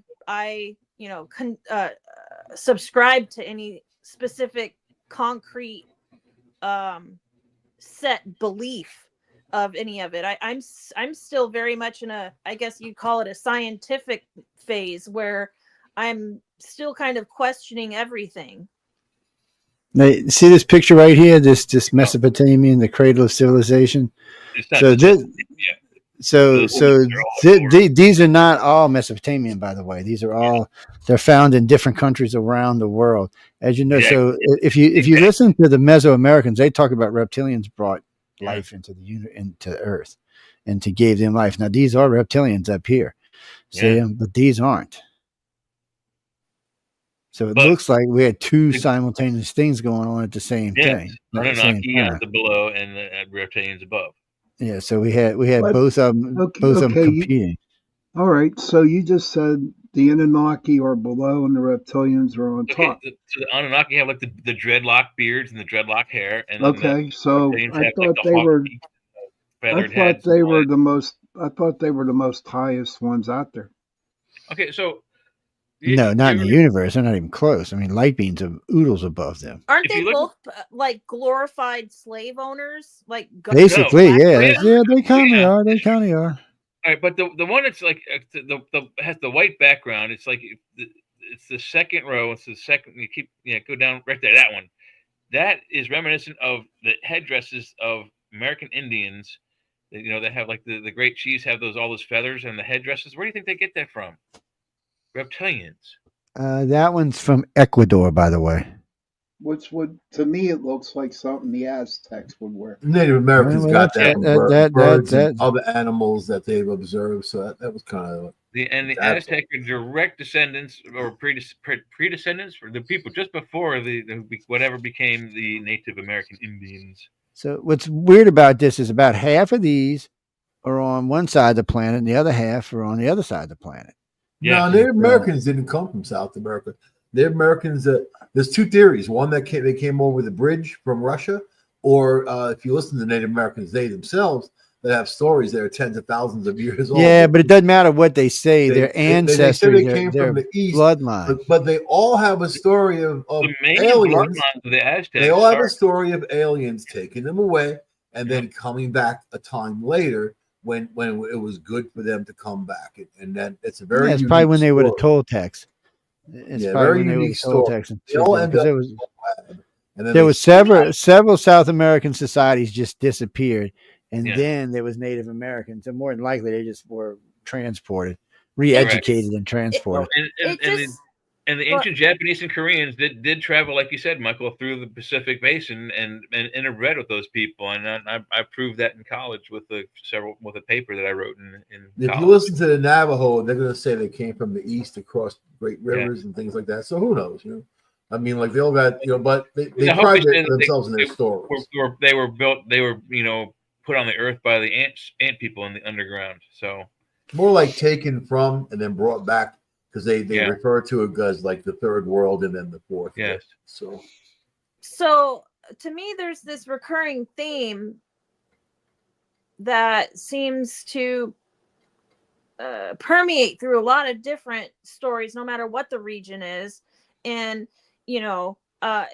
there's a constant a redo of history where you have some culture or some, so-called more civilized or technologically advanced society overtaking lower technologically, Oh no, they didn't overtake us. They created us. Is the main the theme throughout all of this is that they created us as specifically for slave labor to get out of the earth whatever it is that they desired most, whether it's fissionable material or electricity, whatever they wanted out of the earth. I think they wanted processed cheese, and that's why they created. I think that's basically and plastic, maybe plastic. I think plastic and prosthetics, and then they also need a like Joe said, they need a quickly renewable source of cannon fodder, things that can charge the guns first to distract their enemies. So, I mean, in a sense, today's society can kind of parallel that in a way, in a sense that, I mean, the rich upper class. It's a scary alien shit. What's that? No, I was looking at a scary alien. Oh, well, I definitely feel like society is split into those that control and those that are controlled, and a lot of people that want to basically like relate the wealthy elite to these, so-called, supposed Luciferian cult leaders that have ties into, all this ancestry that dates all the way back and stuff. I feel like what I keep, getting at is that there's a lot of people on this planet that have lineage to those that want to claim to be our creators. You know what I'm saying? And that's what they're trying to uphold today, is like this sense of those who control versus those who are controlled. I think that's the main tenet of all the Egyptian pharaohs, is that they were direct descendants of the gods, and that their will was law. Yeah. And basically, and I don't think much of society today is any different on a grand scale. It's just now the pharaohs aren't walking around in headdresses. They're walking around in business suits. Damn Skippy hippie. Nice ones too, man. All sleek and shiny. And that's true. Making the pharaohs wish they would look golden good. chariots. They have Rolls Royces and Bentleys and private jets. They're still golden chariots, though. There's the golden chariots. Yes, that's the golden chariot. I mean, they still got some golden colors, what I'm saying. So let's see. Messed up head, messed up head, messed up head. Yeah. Reptilian face, messed up head. So unless we're one of those that has our own private islands and our own private jets and our Hey, own, little Miss Epstein, hush your mouth there. I'm not even bringing up Epstein. There's people out there that aren't even probably associated with that, but they have their own, corporate empire of people and their underlings and, their fingertips in lots of different baskets. And so. Now, was that given to them, Leah, or did they earn or work their asses off to get where they're at right now? That's hard. I don't know. I'm not one of those people, so I can't answer that personally. But I feel like there's a good chance that a lot of it was their inheritance. They wouldn't have got where they got if it wasn't for help from some type of family, hand me down. And that's what I'm talking about, is this passing on of a family lineage that has somehow morphed into our current state of, corporate companies being the ruling class. Well, you're just talking about financial, and an advanced species is not going to be looking at financial. They're going to be looking at one, survival. Number two, that's exactly species, that's the direction they want to kind of bring us along. We're not working for them. I mean, we're not doing things for them, and humans are what humans are. I mean, I like to think that humans are all working for common goals of evolvement, and things have changed. People aren't well, some places people are getting whipped, but for the for the most part, I think that we just need to just focus on sympathy, love, understanding, kindness, that type. And I think that's what they want from us to learn. It's about that, not greed and all the other isms that go with it. So that's where the energy kind of aspect comes into play, and these like laws that are unspoken and are reliant on our the way our train of thought is, whether or not we're thinking in a positive way or thinking in a negative way, and how that ties into whatever side that you're actually on, whether it be the dark side or you know what I mean. There's if there truly is some type of spiritual war going on between good and evil or dark and light right now. There is, Leah. Yeah, so why wouldn't our daily lives be affected by that? Why wouldn't modern day society tie into that somehow? Like if there truly is a spiritual warfare, it comes down to the literal, thoughts in your head, and down to like the money that you spend to eat food. Like it's in every little aspect of what life is for each individual person. And the people that control that are the ones that are in control of the economy, that are in control of how our money gets spent, the illusion of option, things like that. Free will. But what if there's just the illusion of free will at that point? Because we've been streamlined into only having a certain. Well, this is probably subject for Friday, but I've been saying it for years that this country is a slightly veiled representation of the Fourth Reich. But it's not a subject for tonight. It's for Friday. Yes, Friday, people, Friday. See, it is also a subject for tonight, too, if all of that is tied into this history of, this lineage that's been being passed down over the generations that go all the way back to when these alien species came here and created us to be their slaves. But that's not happening anymore. The only governments really that are lineage based anymore are mostly European, the few monarchies that remain, and that we know all that is just a bunch of bull honkery anyway. So I'm the thing that's most dramatic is that they have been here for hundreds of thousands of years, perhaps millions, and they have not only messed with our direction of our, let's just say, our way, they've guided our fate, but they've also tweaked with and messed with our DNA, and that's what gives them the right to do that. We don't know. I think they were horny, number one. Yeah, there's a lot of questions. I mean, there's a lot of weird stuff. Well, you'll ask now, but I mean, it says it in the Bible. I mean, that the ancient gods had sex with ancient humans and made giants, and the giants came around. But you got to think, as a private investigator, when you don't have evidence in front of you, you have to put together timelines, and then you can never assume, you can never say what if.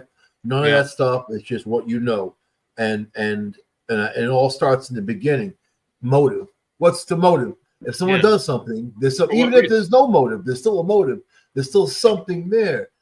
So if there's alien species, what's their motive? What do they do every day? They get up, they take a leak, they shave, they do something like that. They go feed the chickens. No, they're an advanced species, and as an advanced species, their technology is a whole different base. I doubt any elements on Earth feed into their technology. I think that they probably live in a different biological area, and also what a lot of physicists out there theorize, the cosmic equation is that they can't even communicate with us. Really, it'd be like you trying to talk to an ant, something like that, because there's that much of a gap. Or maybe they can come up with various ways of communication. But what do they get from us? Nothing, probably nothing. Entertainment, maybe at that. What do we get from them? I think they're feeding us technology here and there. I think our technology has grown leaps and bounds for no apparent reason. I think that's part of it. Part look of what where we were industry-wise 100 years ago.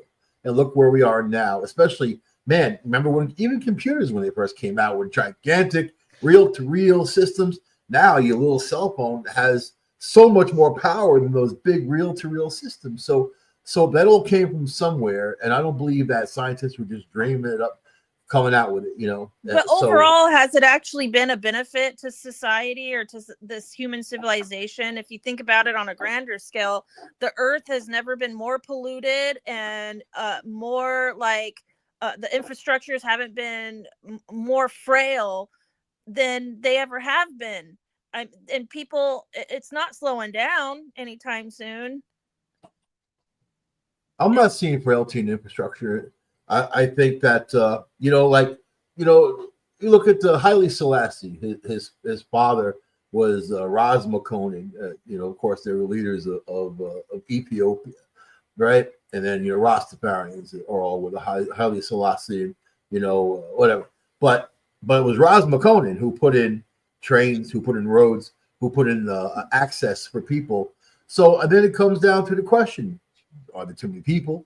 Do we need that many people? What are these people doing? So there's all kinds of philosophical questions. Yeah, there should never be like the idea that some other tribe or group of people on the other side of the planet, they should be being paid pennies for something that goes into a piece of technology that is supposed to be worth thousands and thousands of dollars. People are spending here, money for a cell phone. $1,000 is like the cost of a cell phone nowadays. You can't find anything worthwhile that you can actually utilize for under like at least several $100s, up to like upwards of $1,500, $2,000 for a cell phone. I never paid more than $150. It never used $150. to be like that. I never paid more than $150 for a cell phone in my life. I buy prepay. I don't want my name in there. I stay away from that as much as possible. Well, it's not just cell phones, it's laptops, it's computers. But yeah, I mean, you know what? There's a seat for every ass, I think, within people's income range and what your drive is and, what you want and what you need in your life. I mean, depends on what you need. Are kids better off using cell phones? No. In Australia, they banned social media for 16 and under. So that's got to tell you something. The way that's going, but people are paying attention and they're realizing the dangers of technology. I feel like if more people understood how many children and doesn't matter how old they are that are dying in mines, that are being exposed to all of this toxic chemicals and radiation. That too. If more people were cognizant of that, if more people were made aware of what it actually everybody knows that, they just don't care. Not everyone. There's for electric cars, the majority of people know that. I'm happy using the CB radio. Right. So if you live in Europe, you're well informed. If you live in the United States, you're pretty well informed. If you're in any of the countries in South America or in Africa where they're doing all the mining, well, you know what's going on with the mines because it's going on in your neighborhood. So the problem's not so much of educating on people what's going on because they know. They just need their lotions for their face. I mean, we're still killing whales for what reason? Because we need the oils to make women look beautiful. Women know we're killing rotting people's brains. That's a perfect example of like. But we still know they're still killing them. And if you go ask a woman, are you willing to give up this? I'll kill her where she's going to say yes, but then she's going to go looking for it 5 minutes later, and the shit ain't even cheap. It's just expensive. Or she'll educate. And the guys are just as guilty. Options.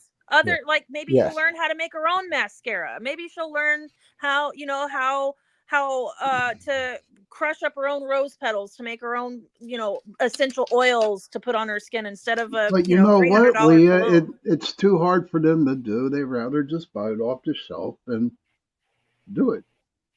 They're usually, now tell me if I'm wrong, that women go buy perfume and shit like that because of the name. Not because it's a brand, the corporate entity that owns all of our buying trends. Because a lot of humans define themselves in their possessions, what they have, keeping up with the Joneses, and that's how a lot of buying power works. Because temptation, one person buys something, they look at their neighbor's backyard, look what you got, I'm going to go out and get it too, so on and so on and so on. My mom said the reason why she stopped going to the Catholic Church was because of all the people wearing furs and gold and this and whatever. She said it all seemed like a contest of some sort No, you're right. What, She's what right, you've Mike. got. She's What's right. that? Yeah. So your mom was right on that. I she mean, stopped going. I believe the Yeah. people who go to Catholic Church are buying their way into heaven is what they're trying to do. Well, now you got indulgence. They brought back indulgence. Indulgence is where you can go. You can go and commit horrible crimes, but buy your way out of it. And they say that that's not the way it is, but it is the way it is. It is, and exactly the way Sean said it. I mean, it's like they convince you that there's an afterlife and that you need afterlife insurance, and they're selling it to you, but they have no guarantees. No, it's worse than that. They convince you of sin, and they put a price tag on it. But they convince you sin is something that you can commit for a price. You can commit sin for a price. There's a price. Like, you see no trespassing signs, and they give you a ticket. You can trespass, but there's a price, right? There's a price to it, man. So the Catholics, they're not selling Jesus. They're selling pain and hell and torture and whatever. There was no hell. There was no hell. Satan was the accuser, was almost like a district attorney saying you did this and blah blah blah and talk your way out of it. And then when the Iranians, or what they were, Persia at that time, they got the Second Temple period in Persia. When they merged, that's when Satan, the hell, the fire, the horns, and all that came into play. I'm pretty sure suffering for the things you like to do. I mean, things that you are, maybe gay people, right? They're gay, whatever, and they're saying they're gonna live their lives in suffering because of that. Well, it depends on how you interpret it, right? But really, the New Testament you can't trust because it was written by motivated people. They were motivated. The Old Testament is which is also known as the Jewish Bible. The Bible, as it stands right now, has been edited and redacted several times over. Michael's right, though. Like what he said about Satan being the attorney, I'm pretty sure that the actual translation is the prosecutor. The accuser. They called him the accuser. So the accuser was one saying you did this and whatever, but it wasn't the temptation of hell and whatever, all that other stuff. You know what I mean? And then if you look at the Old Testament, it was actually Michael the archangel that took Satan and threw him out of heaven down to earth. There was no hell. He didn't go down to hell. He went down to earth. And then Adam and Eve decided to go to earth. So these people, if you read the Bible, these people like Adam and Eve made a decision. It wasn't a sin. They turned it into a sin, didn't they? They made a decision to go to earth, populate the earth, even though it was going to be hard, even though it wasn't going to be easy, but they did it. They made that decision. So, it all depends on the interpretation. And I think that a lot has been lost and used. And even the Bible says there's going to be people who are false prophets who are going to use this against you. Look at the Catholic Church. Look how rich they are. Look what they got. They got poor people starving on their steps. And I always say, when I went there, they threw me out. And because I went in there, they were showing, there's catacombs full of riches and gold and whatever. And you're sickened because there's poor people right there on their steps. I said, there's poor people on your steps. I'm like, what would Jesus do? He would give it to them. He would take care of those people. He wouldn't sit there and have an empire of gold and jewels and wealth. And while people suffer, I'm like, how dare you? And then they got all those the guard that surrounded me, right? The Swiss guard. They escorted me outside. And I'm like, fuck you, I'm going to go get a pizza, man. You know what I mean? That's exactly what I said. I got the hell out of there. I wasn't arrested. I started thinking like that was the last time I was ever. Hey, Joe, you're muted. But they own. I was telling Michael, watch his mouth. It's PG rated. They own. They own the Mobile Area, which is the church bank, and they own the biggest corporations in the world. It's all about the money. The money. So the New Testament, the greatest story ever told, is actually the greatest bullcrap story ever told. The oldest lie ever told. You got to look at the times around there, and even people, even with Jesus. While I'm sitting in heaven, all pretty like y'all, I'll light a candle for y'all while your little asses down there burning. But then, and by the way, since I know y'all are going to hell, shave before you go. I don't want to smell burning hair. With Jesus, he shares the same story as a dozen other deities. Including Horus, the Egyptian god. Identical stories, man. Identical, down to the details. Well, there's lots of identical stories. When you go through our last 6,000 years of history, there's lots of identical stories. Lots of stuff that's in the Bible that was before the Bible. There's lots of that. I don't see him as a hoarder. I see him as somebody who the bulk of the Old Testament is the Enuma Elish, is the Sumerian creation text. It's almost literally word for word. They've just changed the names around. In the Enuma Elish, there isn't one Noah. There's 3 Noahs, and they're not one of them is named Noah. There's Zeus, Sudra, and like 2 other gentlemen who one of them's a king, actually, I think. All 3 of them were told by the gods to collect animals in their region and save them on boats. Yeah, there was many flood stories before. There was many flood stories before Christianity. Matter of fact, a good half of what's in the Bible happened long before there was Christianity. So, I mean, but I don't have a problem with them using stories. I mean, they're just stories to help people to learn and to understand and to do the right thing. I don't really have a problem with that so much. This is what religion has done. It's a polymorph. It's a change. It's a shapeshifter. It's a changeling. It absorbs the ancient. You want to see something freaky, man? No, you keep that in your pocket, man. We don't want to see none of that. Leah's only like 14, man. So you go to jail for that. We'll show you something freaky. No, it actually is really. Look at Goofy. It's really freaky. But let me try to bring it. Sean, close your eyes, man. It's actually a fish that they found. It's a fish, and it reminded me of Star Trek. It was a Star. That ain't that weird octopusy thingy they found. That looks like kind of like an octopus. It looks like something else. It's a fish. They got a thing that looks like an octopus, but it looks more like an alien octopus because it's got tentacles that go all the way around. No, this is a creepy. Is it that little small one with the lantern on its head? No, I've seen something else. It was black. No, you're gonna freak out when you see this. You're gonna freak out. Is it the ribbon one? Look at this thing. That's freaky, man. That's some Star Trek. Look at the brain. Something going on. That's something out of Chernobyl, dude. That's something out of Chernobyl there. Yeah, they just recently found this, man. Look at that thing. It's crazy, right? I have a question. Are all of these deep sea creatures coming out as being washed up on shore? Is it something that always happens, but we just never have seen like actual footage of it because there were no like cell phones 100 years ago with video recorders on it? There are lots of cameras now, that's for sure. Right. Or is it actually something that is unprecedented, something that's never been on this level? Because it's been happening a lot. Like there's been a lot of strange things going on lately. Plus, looks like the Pope might not make it. So and that's it. He's the last Pope. So we're in deep shit. You know what, man? We have the Antichrist in the White House and no Pope, man. It's over. You have to think of this, right?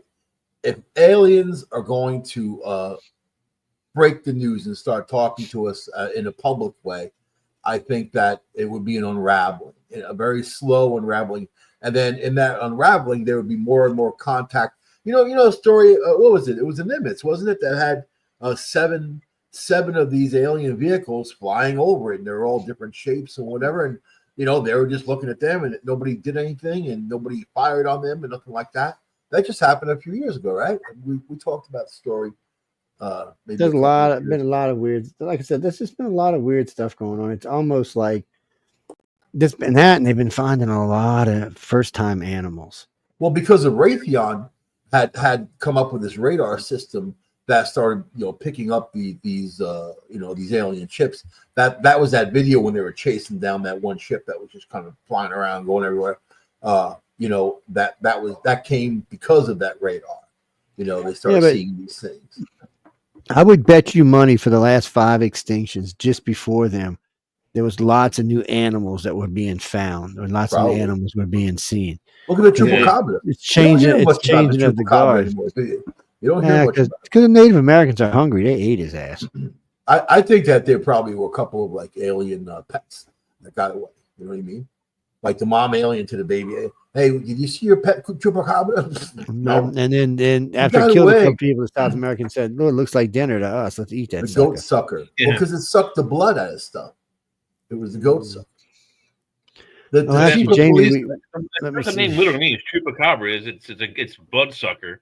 Yeah, the chief of police in Puerto Rico, who was recorded in the story having an encounter driving his Jaguar through the forest or whatever, through the jungle, and then this thing was in front of him. It stood up, and he said it was like 6 feet tall, and it had glowing red eyes. And then he had a gun. He was in a car. He got out of the car and took off in the other direction. That's got to tell you how he was bugged out. Well, we have spoken about times on the show where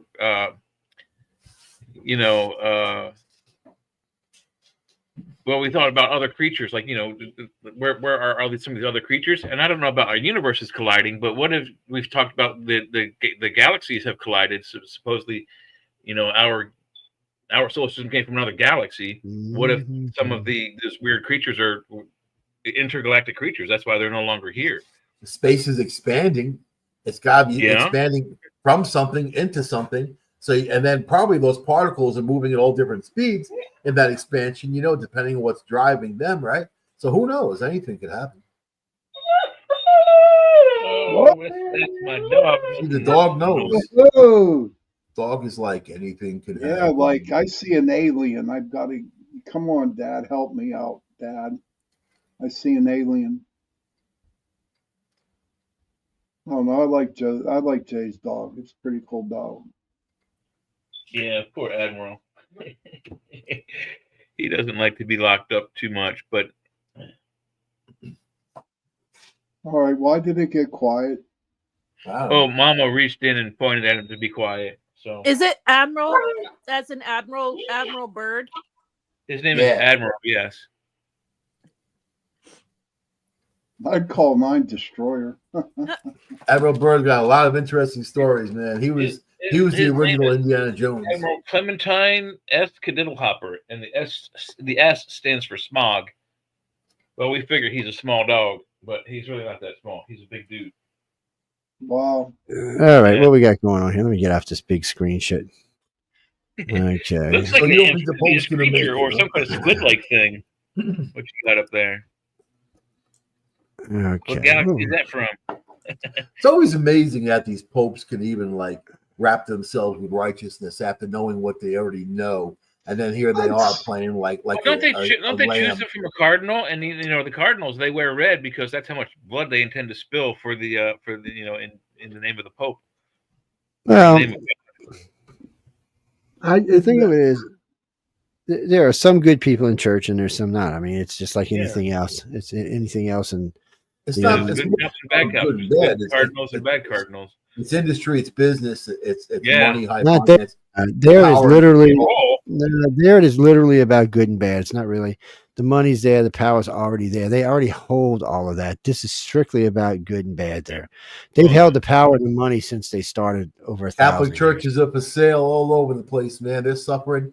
Their numbers are dwindling. That used to be 50 million in the United States that were Catholic. Now it's down to about 10. Well, that's why they only a very small percentage of them. That's why they killed Jesus. That's why they killed McKinley. That's why they killed Taft. That's why they killed Lincoln. That's why they killed Kennedy. Because these five, quiet, buddy. These five different entities throughout time messed with the money lenders. So you mess with the guys who are in control of the money. Within months or years, you will be dead. That's what this new information that Trump released about Kennedy says. It says that Kennedy was going against the machine, and then the machine decided to push back. Kennedy and Lincoln both wrote executive orders undermining the Federal Reserve's ability to mint and print money and stamp out coins. And they went back. Kennedy went back to the silver standard, and I forget what I'm sorry, Lincoln went back to the silver standard. I forget what Kennedy used. It was greenbacks, I think. But in any event, they used them both Kennedy to fund the Vietnam War and Lincoln to fund the Civil War. Within months, both men were dead. Well, you got to watch it screwing around with the government. One person will never stand in the way. Government. Federal Reserve is a interest of banks that is mostly owned by foreign interests. They don't assassinate as much Reserve is popular people. Now it's all. That's why a lot of guys died on the Titanic, because they didn't want the federal bank. They wanted to keep it at the gold standard. Yes. That's why the Titanic went down. Actually, Mike, they're saying Catholics are growing in the United States thanks to Trump, and they're over 53 million now. And they said Trump's kicking it in. Worldwide, 1.65 billion is what the Catholics Christians. are. Christians. So, no. Christians are over 2 billion. That's Catholics. That's how many Catholics they are worldwide. It's insane. Catholics aren't Christians, Joe? No, that's part of the Christians. Christians are also everybody else. Joe just fact checked you, Michael. No, because I got a lot of Catholic friends, man. I got to hear about it all the time. It's but Trump ain't driving no Catholic groups. Believe me, the evangelicals that support Trump don't like the Catholics. They don't get along. They don't believe the Catholics are even more like a cult religion than actual somebody who follows Jesus. Somebody who follows the kindness. It is. Catholic Church. You are what you do. What the Catholic Church does is wrong, and the people who support it are supporting what that is. All those child molesters, all those cover-ups, all the pain, torture, and all the agony that cause people, man. Yeah. Yep. So that doesn't just happen in Catholic, though. I'm talking about the Catholic Church. They themselves, very powerful Catholic Church, and also influence. Well, they used to influence the CIA, still do. They influence politics, So if anything, Trump's putting a disconnect there. Well, what my question is, if there's so many, like you said, Christian evangelicals who look up to Trump, damn near worship him as though he's the second coming. He got it, Trump. Have they not?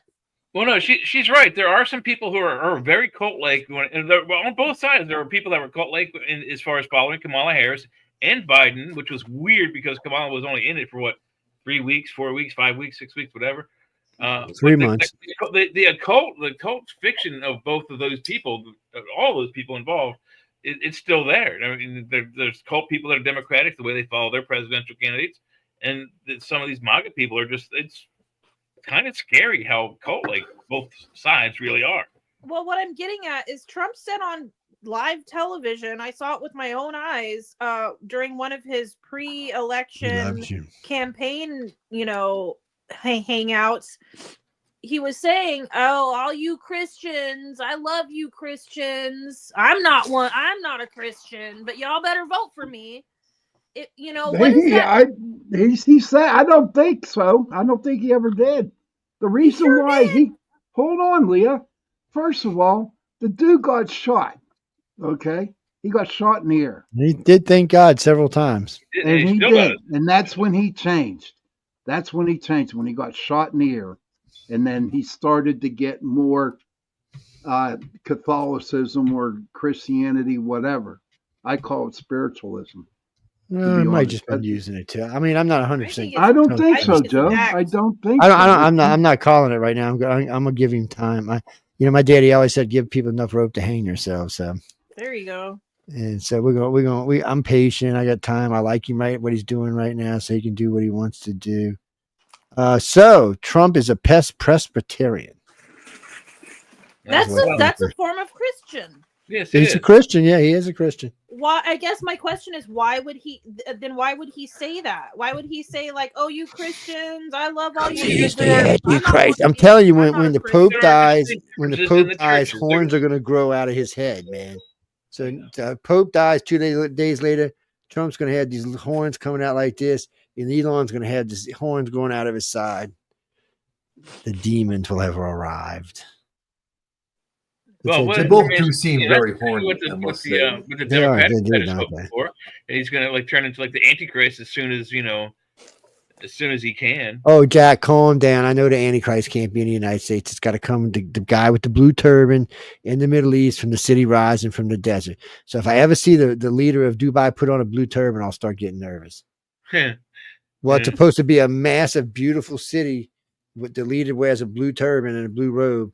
And when the city rises, he's the leader of the city. He's the That's cause of world war some pretty big cities. They're building stuff. They're making cities in the ocean. But no, it said it literally rises from sand. Have you seen Dubai? Dubai literally rose from the sand, and it's one of the most advanced, beautiful cities on the planet. Dubai, yeah. So I mean, I'm telling you, if the leader starts going around wearing blue robes and blue turbans, I'm gonna get nervous. Until the zombie apocalypse, dude. Until the zombie apocalypse. Then they won't be able to maintain. There'll be castles made sand fall into the sea. That's why I got my swords all sharpened and ready to go. I have at least I'd say 5 or 6 good weapons right there that are good for chopping off zombie heads. So I'm not zombie apocalypse. I'm not worried about that. Now, if it's a bloodborne disease, now I don't think we want to be chopping zombie heads off. I've always wanted that. Because you're spreading that shit around. All the zombie movies, it's like you don't let it bite you. It's a bloodborne disease. You become a zombie. Well, you're chopping their heads off. You're spraying their blood everywhere. But you know what? I'm going to buy an island with a zombie killer moose, and I'm good. I'm buying an island in Canada because zombies can't walk in water.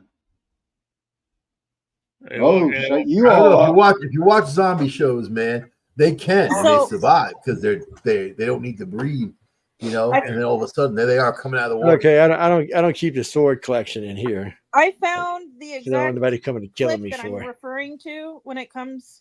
Oh, nice! I found the exact. So when the zombie comes, who should I send it to so you can play it? What are we playing? That's nice. That's nice, buddy. Full shed, look, goes all the way through. The handle goes all the way through. The piece of metal stops right here. Here comes Jace. Mike, you ready? A dual tank. We're ready, buddy. We're zombie proofed, buddy. This is probably this is such a nice sword. Because it's got a painted dragon on the scabbard, and then it's got painted dragon on the Suba too. But it's tight, it's stiff. We're having a duel. It has. This is all dragon. This is a dragon right here. His tail wraps. I go grab my sword. That's a real Kimon line right there. I actually got right here.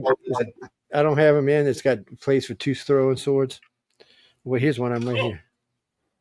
This has the cutout for the extra dagger and thing on the sheath, but that sword is a wall hanger.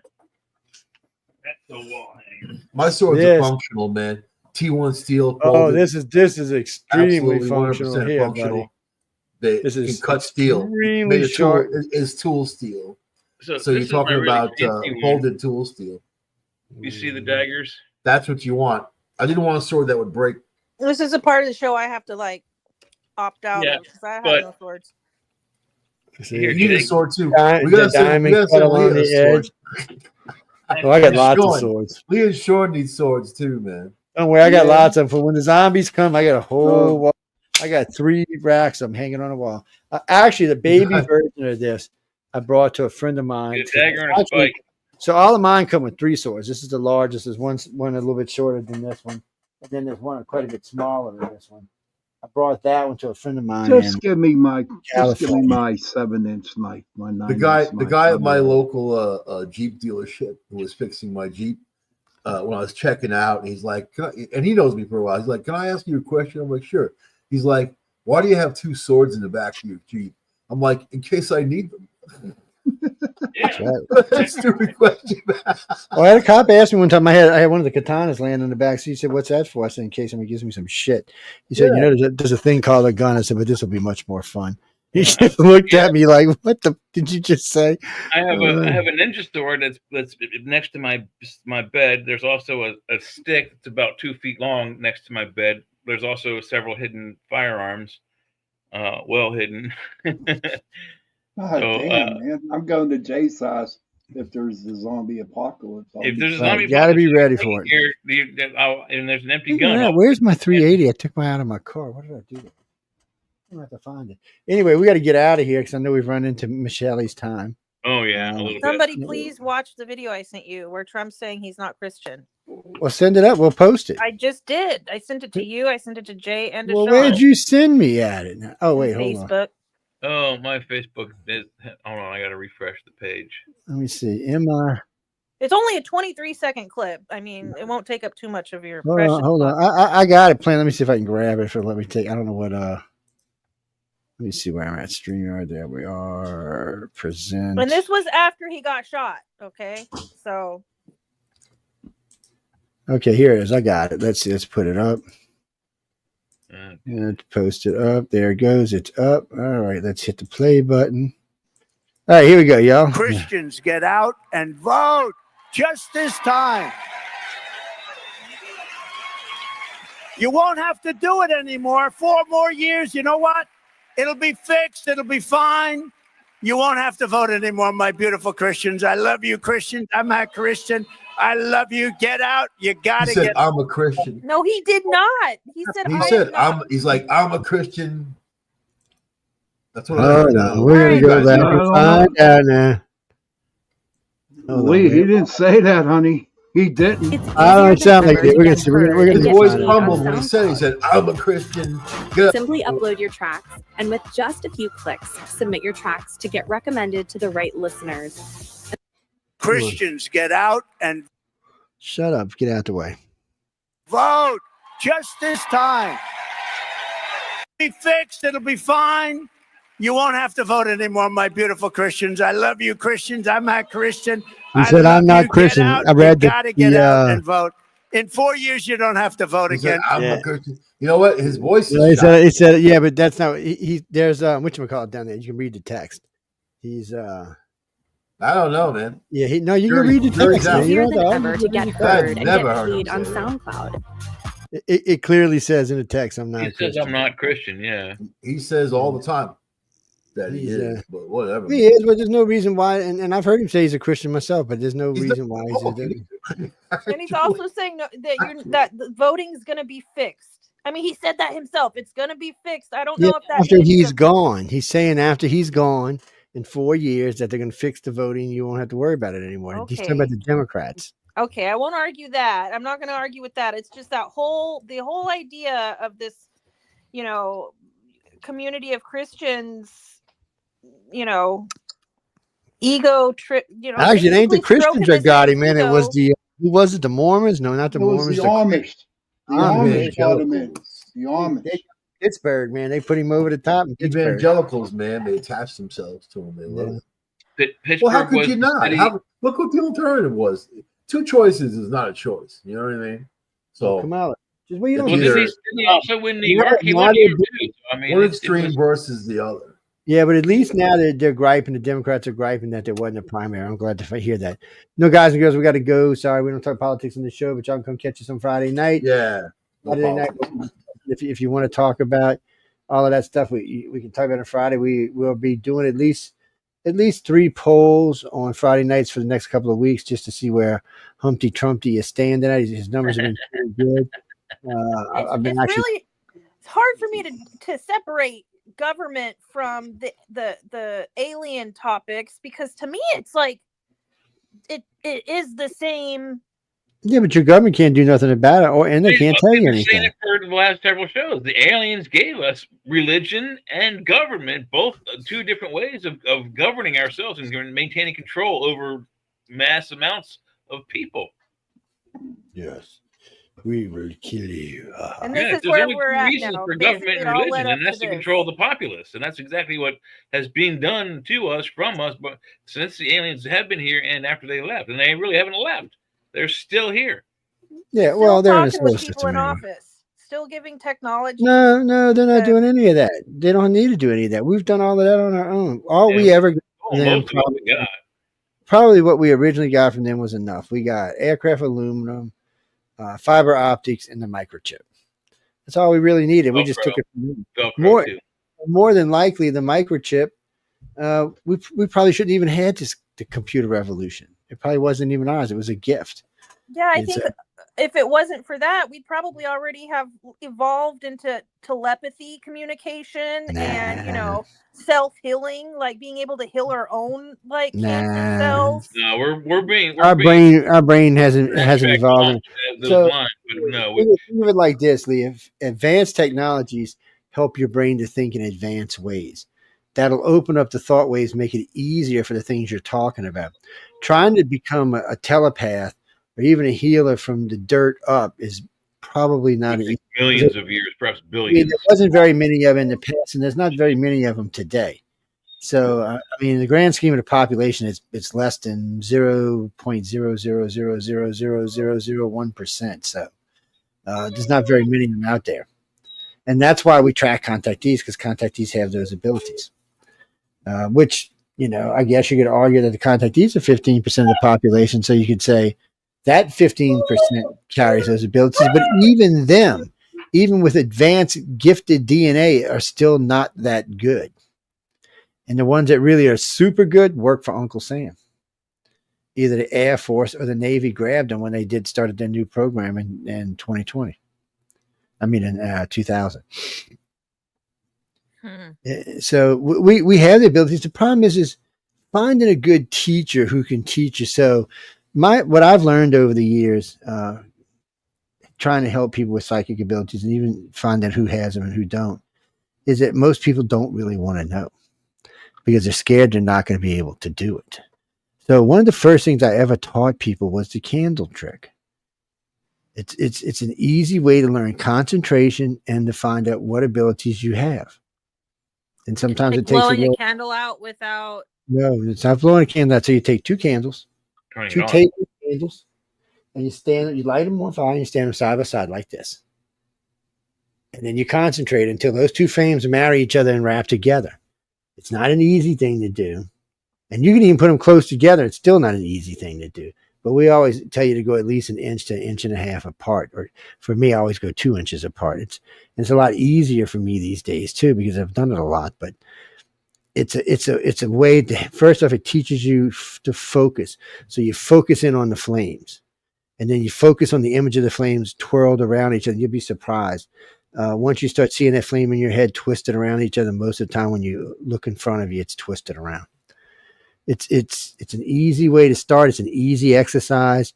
I mean, it's easy in the concept. It's not easy to learn. It takes some ability. But if you have and it's more than that. If you go into a room, if you set yourself up in a room, turn the lights out or really low, and make sure there's no wind sources, so the candles are burning true, you'll know anytime you do anything, anytime your brain affects that candle, it'll move. You just got to make sure you're not breathing on it, like exhaling on the candle. You'll be surprised. It's like I said, it's an easy lesson. It's one of the first ones I ever developed because I used to teach dream weaving and how do you control your psychic abilities. I don't do it as much anymore because it takes a lot of energy. Yeah, it takes a lot of energy. And I didn't mind doing it for contactees and friends, but after that, I started getting asked a lot to do it for outsiders. Then I felt like, well, if I'm going to be doing this, I should be getting paid for it. So, so it's a tough thing, but like I said, that's an easy lesson. And when you master that one, come tell me, and I'll tell you the next step. If you'd be surprised, once you master one and go on to the next, to the next, to the next, you'd be surprised how fast you learn how to control those abilities. You'd be surprised how fast you can get into somebody's head. The problem is most contactee, or I should say most empaths or even telepaths, are already sharing thoughts with people. They just don't realize they're doing it. Mm-hmm. That's why I always tell married people, if you know your telepathy, to ask your spouse's dreams every morning, because every now and then you'll find out that you shared a dream. Might have been your dream, might have been their dream, but you shared a dream. And then the other part of it is once you start to understand what's going on, you can control those dreams in such details. You like you can change the color of a pencil lead if you want to. You can have a drink. It's just anything you can imagine, you can add or subtract from that dream. Plus, you can protect yourself from being killed in your dreams, which is more important. In real life? No, well, yeah, but that's. Well, you can be killed like that, but this is just to keep you from experiencing that moment of death, even though you're still alive, because you can experience that in a dream, especially if someone's trying to do harm to you or trying to teach you a lesson.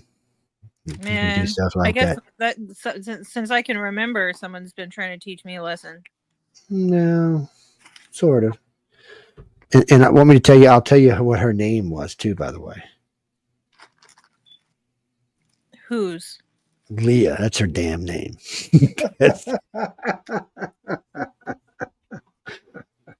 You're your own worst enemy. But look, in this whole group, we're all our own worst enemies. So don't feel bad. You're in good company. Okay. Some of us just have to learn things a little bit harder than the other ways. Jack, we got to go. We're way past our time, so we're going to get out of here. Be sure to come check us out on Friday night. The gang will be here. You never know who else might pop up. We got a couple of guests coming up. I forgot when, where, and Friday how. night, I can't promise I'll be here. I'm going to be on the road. Oh, that's right. You're on the road. Jay will be somewhere between Pennsylvania and Phoenix. It's going to be a Roswell. Closer to your time zone, and if we're in a hotel at 6 p.m. in the evening, I will pop just in. hit me up. What's that, Jimmy? No, he's married. Well, he's hitched. How's that? I've seen his woman before. Yeah, I've seen his woman come in and out of his room before. Yes. Yeah. I don't know why she puts up with his ass. Came and snagged the dog away because he was making too much of a nuisance of himself. I don't know why she puts up. But hey, to each their own. I don't criticize. Anyway, we got to really go. We got to get out of here. I want to thank everyone for tuning in to United Public Radio, UFO Undercover. You got Mr. Sean with us here, which you can catch on Sunday and Tuesday. He's got this new Chippendale stripper show he does on Tuesday. Now, I don't know. I will tell you, he's getting like 550,000 viewers there, so y'all should come check it out. I mean, maybe there's something we don't know about. Sean's follows. Mike will be here with us Friday and Saturday, and again, he's late Saturday night as well on Michael Angley Live, so you can check him out there and see what he's going on. Leah's going to be hanging out with us. One of these days, she'll have her own show when she's, gets all grown up and shit. And Jay, are you with? Oh no, you're on the road, so we don't know if we're going to see Jay or not. So, are you going to see Jeffrey this week, or are you off with Uncle Jeffrey? God, yeah, I need to tell Jeff I'm supposed to be on his show Friday. I have to let him know. Well, he'll be okay. He's been doing it for 14 years. I've only been doing it for 10. Yeah, see, he could do it. He'd sleep. That's not a problem. And so I know he can handle it. Besides, he's got backup in the house. Mm-hmm. So he can always get some backup in the house. And I will be here Friday, Saturday, and I'll be Friday night with News on the Flip Side, Saturday with the Author's Quill, and then back again with the chat. Oh no, everybody does the chat naked. Y'all didn't know that? Why do you think it gets such good ratings? None of us are wearing pants now. I know it's nobody wears clothes in these shows. We just wear it from the top up so we don't offend anybody. I wear one of those dad bod swimsuits where it's a swimsuit that covers my body, but it looks like a man's like dad bod on the outside. Oh my God, we're not even going there. We're not touching that. We gotta get out of here. Only one single in here is Michael. Yes, and he's I don't know. He's oh, that's right. Sean is single. I forgot. Sorry, Sean, throwing you to the wolves there. I thought Sean had the 27 lady harem. What happened? That's right. That's right. Yeah, I think he got rid of him. Said it cost too much. Yeah. Maybe in a better economy, he can bring him back. Kamala lost, so I kind of out of luck here. Yeah, Kamala was a little jealous too. So you got to watch. Girlfriends are expensive. I know. That's why I love being single. I know. When you got 3 of them, it gets really expensive really fast. Anyway, we got to go, and thank everyone for tuning in to United Public Radio and UFO Undercover, and we will see y'all in 2 days. Good night, everybody. Good night. Bye. Bye.